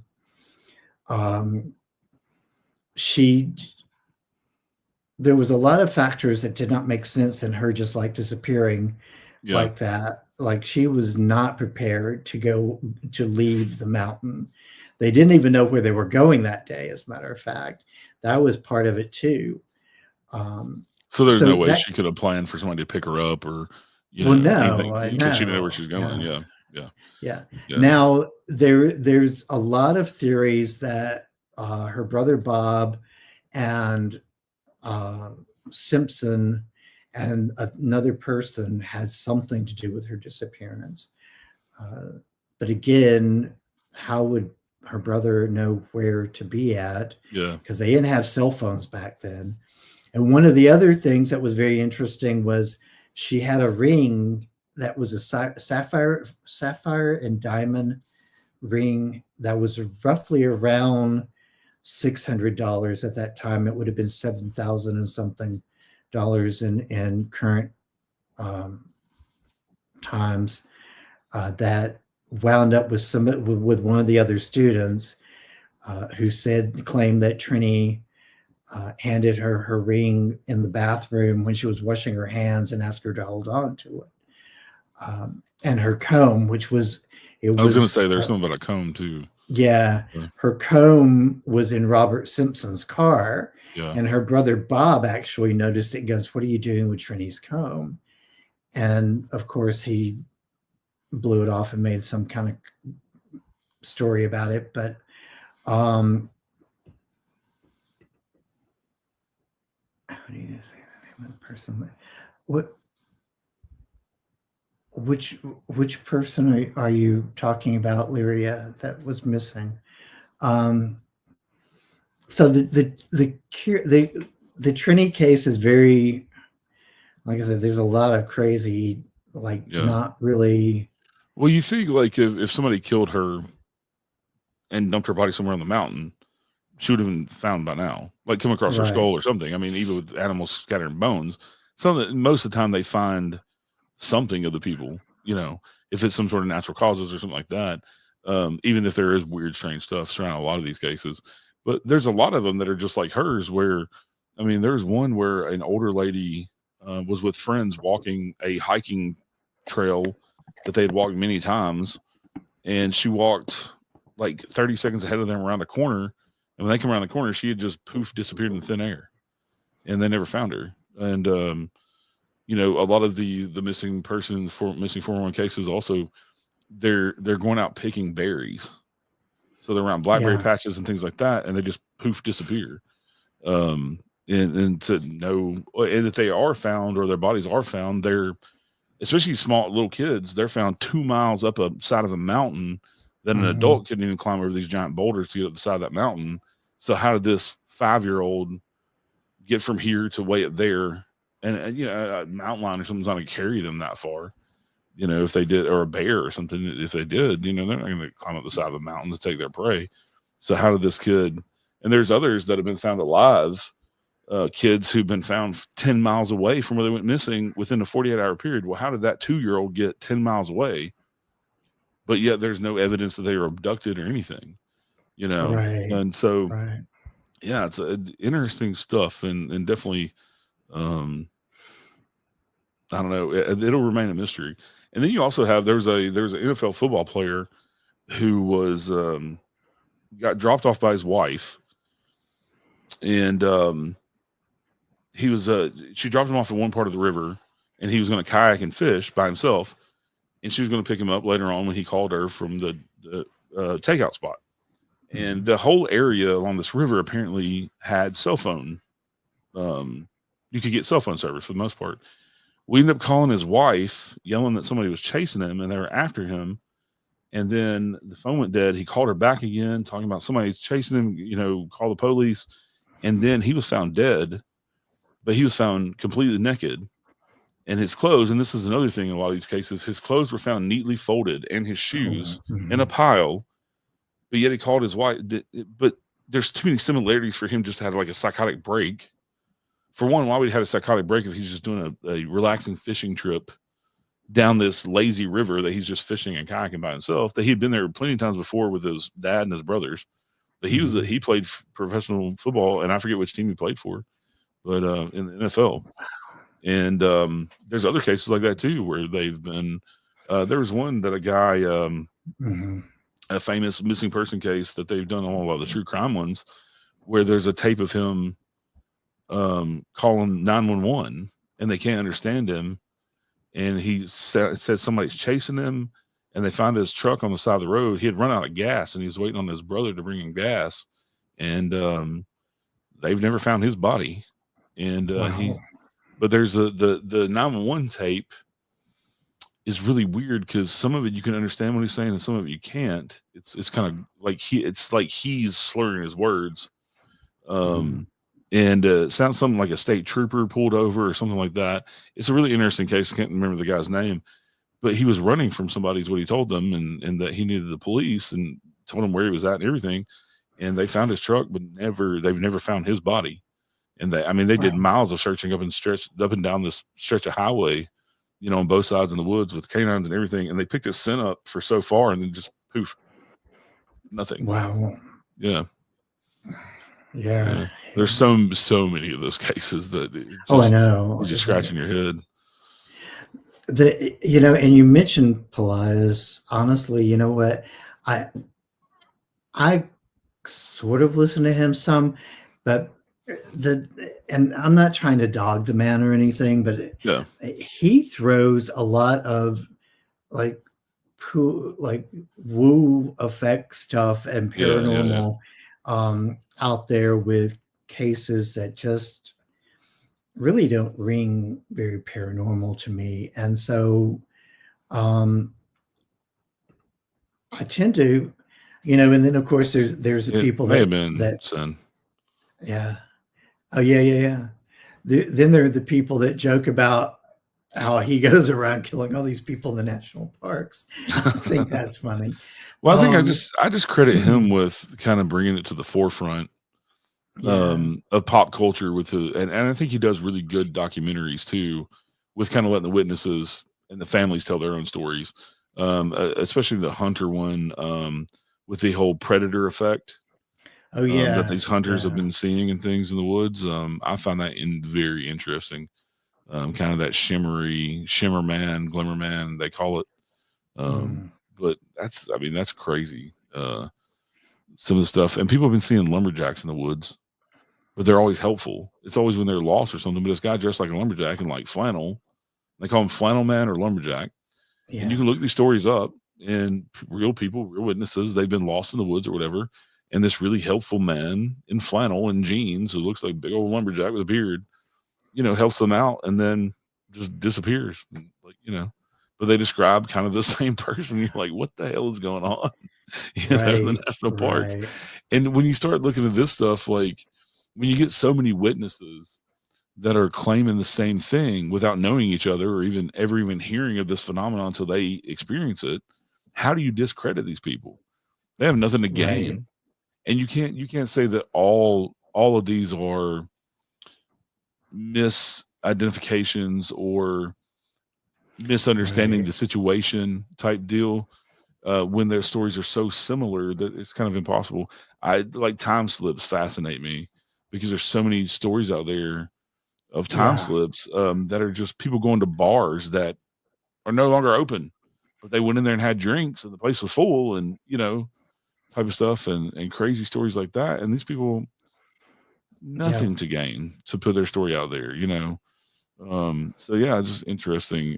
But I think all of these different things play into the paranormal and give us explanations of the paranormal. Really, yeah, look up Flannel Man. There's some interesting stories about Flannel Man or the lumberjack when people have gotten lost in national parks and in the woods and things. Um, Yeah. and it's one of those things. I've talked about Flannel Man and like Slender Man and things like that as maybe these are tulpas or golems.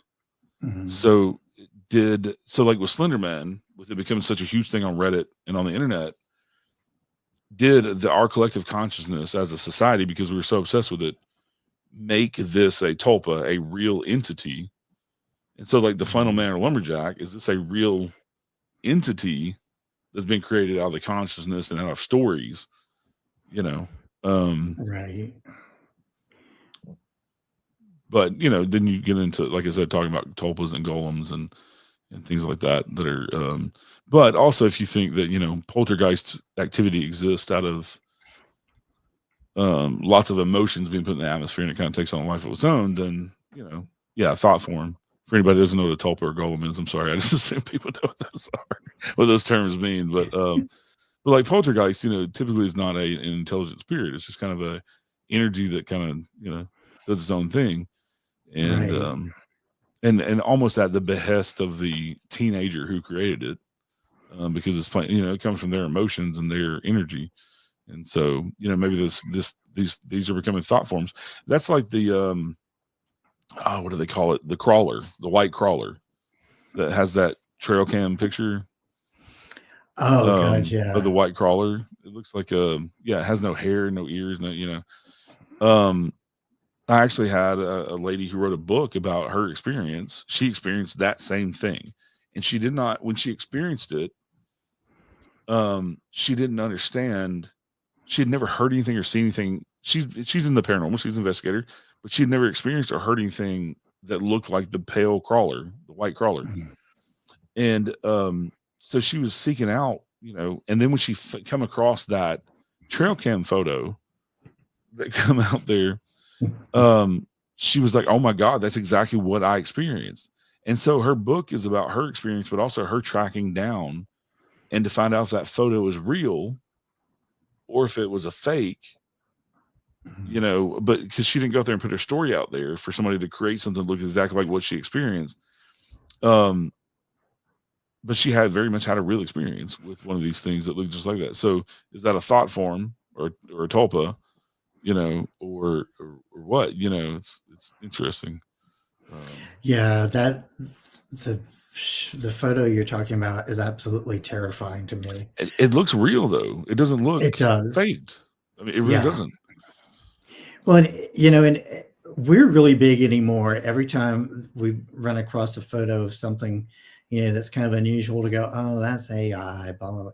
Which, I get it. AI is generated stuff is, a dime a dozen on the internet right Yeah. now. Yeah. But, not everything is AI generated. And I think we need to be very cautious about being such a doubting Thomas about every single thing.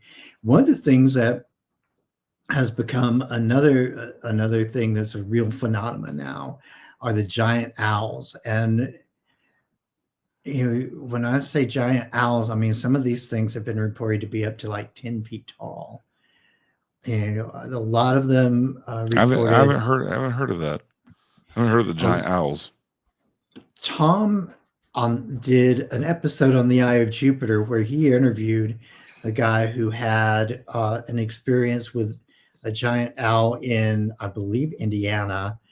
Some of the Mothman sightings in Chicago, some people were attributing that to being a giant owl. I've heard stories of them in the Appalachian Mountains, but not a ton. But the giant owl theory and connecting it with the Mothman and so forth is very interesting. I could see how you could misidentify a giant owl as being Mothman. Although I got to tell you, a lot of the Chicago Mothman sightings was an area called Little Village in Chicago, which is in Chicago proper, in the suburbs there actually of Chicago.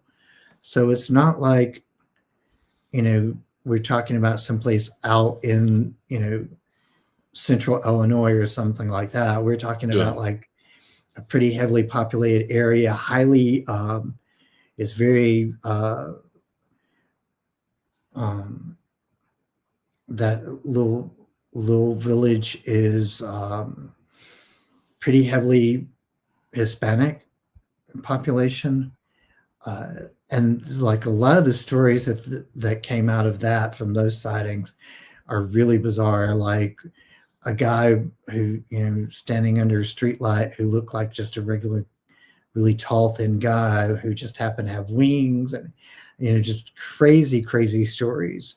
Yeah. So, like I said, the Mothman giant owl, there was a report of a dogman-like creature seen on Lakeshore Drive one morning at like 4:00 in the morning. So a lot of crazy cryptid sightings there in Chicago area. The giant owl stuff reminds me of like the Native American folklore of like thunderbirds.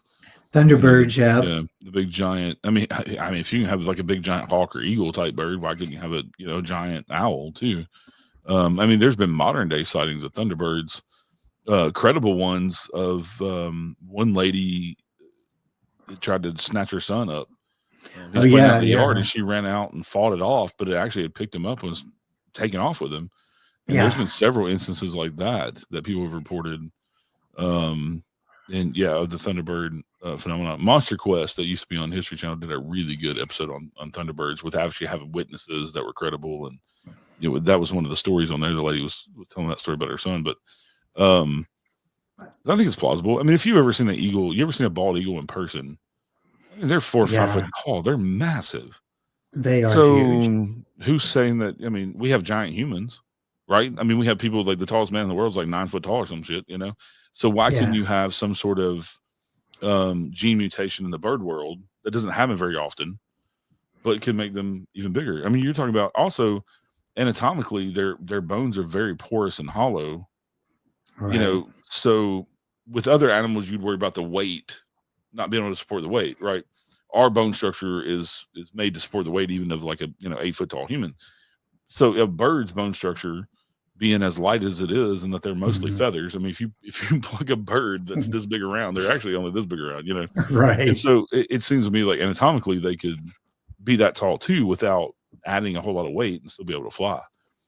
So yeah, that's interesting. But yeah, it reminds me of the Thunderbirds. And but that's a very real thing in not just folklore or story. It's a Right. very real thing in Native culture. Just like Bigfoot's a big thing in Native, especially Cherokee culture. They believe Bigfoot had one foot in the spirit world and one foot in the living world, and Yeah. they pretty much said, "We leave him alone, he leaves us alone," type stuff. And they didn't, they just believed it was just another creature that lived in the forest. Right. Right. Yeah. There's a lot of lore around, like you said, the Cherokee and Bigfoot, and I believe, you know, I really believe a lot of those things, way more than I should probably. Um, One of the things that I found very interesting in doing the research on Mothman was that there was also reports of Mothman sightings around Chernobyl before Yeah. that explosion there. Um, so very to kind of pull us back in and wrap up. Yeah, we got in the weeds there for a while. Yeah, we did. We Always fun. did. It is, but there's so much to talk about. Yeah. With the paranormal, and you're just a really great guest to talk about these things Thank with. you. I know a I little don't bit of get everything. I know a little bit just being dangerous. That's same here, same here. But to pull us back in and kind of wrap up, again, give us a rundown of your interesting ways. Sin, you're right. Give us a rundown of your social media and anything else you would like to promote. Yeah, so I'm predominantly on Facebook. I do have a YouTube channel that my podcast is. I do it strictly as a radio show podcast, so rarely do I ever have video. But it is on YouTube because I do have a pretty good following of people that listen to it. I'm guessing they put it up in the background while they're working or whatever. And if I don't put an episode on YouTube, if I don't upload it on YouTube, I get angry messages and comments. So I've got a pretty good following on there. So you can listen to the show on YouTube, the Unseen Paranormal Podcast. Also have a Facebook page for the Unseen Paranormal and an Instagram for the Unseen Paranormal. And then my page is Eric Freeman Sims. It's a public profile page for all the things that I do. So it's kind of the one place that you can find out everything, because I put the Night House stuff on there. I put the podcast stuff, kind of everything I'm doing. The Goblin Con stuff will be on there as well. And of course, I'll be advertising the Goblin Con on my show. And the Night House, you can look up the nighthouseky.com is the website for the Night House for everything going on there to buy tickets. We have several different options for investigations, and trying to, with owning the location, we wanted it to be affordable for everybody. So for one, we will never charge more than $25 a person to do a public ghost hunt. Anyone that we put on ourselves. Now, if I rent the house out to somebody else to do it, that's on them. But I want it to be cheap enough for everybody to afford. So our actual investigations, if you want to rent the house, is from 7 till midnight. We're running a winter special because it's kind of slow time of the season for $150 for up to 5 investigators for 7 to midnight on a Friday or Saturday.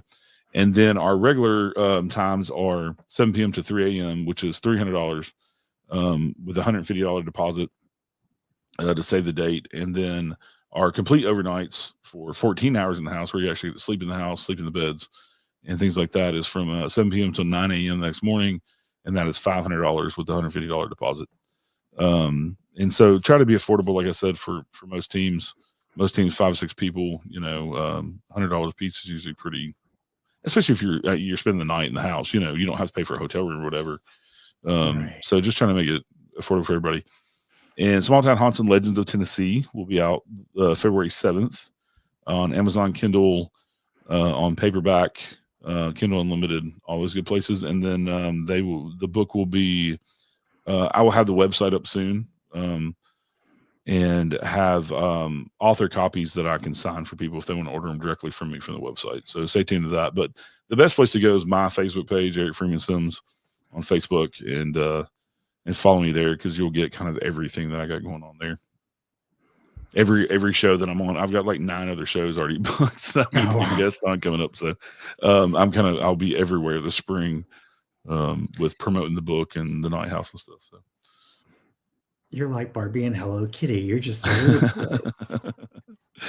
It's fine with me. It's you know, but yeah, the Night House KY is all the Night House stuff. And like I said, starting in March, we'll have probably Fridays and Mondays we will have, and on Saturdays, historical tours available that people can go book and buy tickets.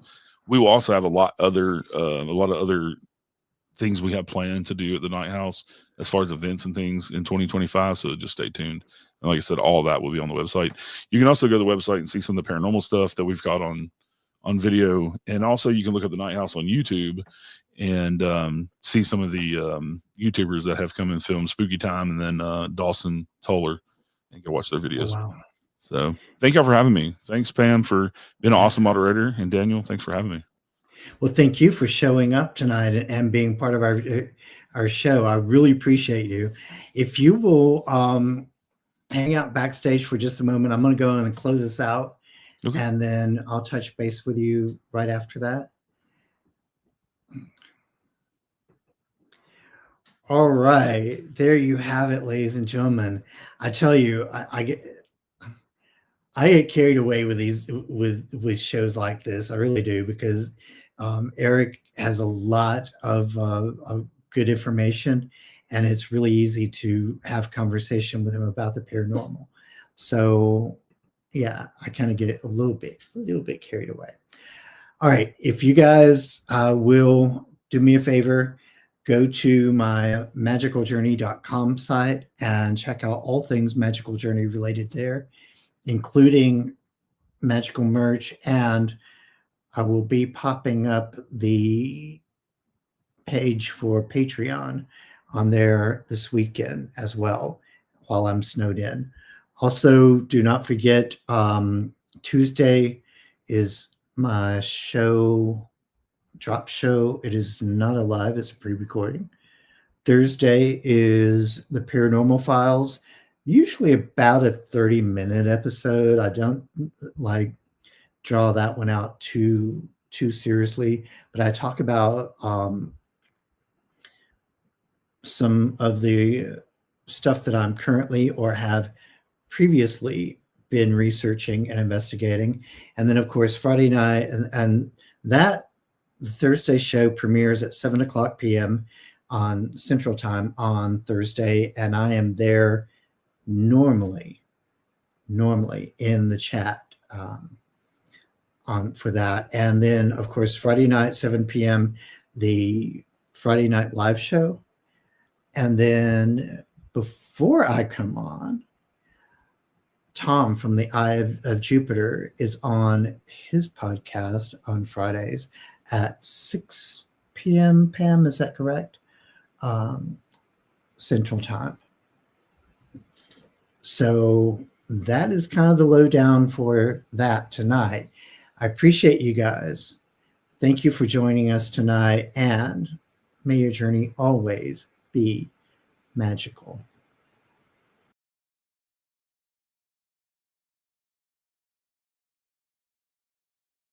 I've waited for so long to see when you come back to me.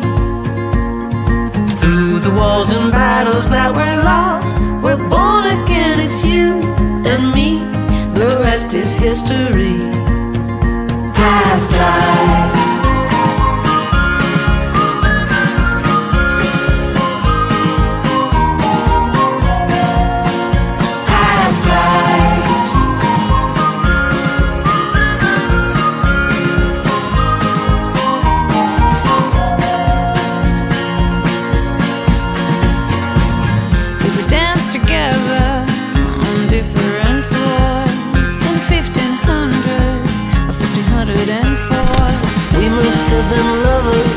We must have been something in our past lives.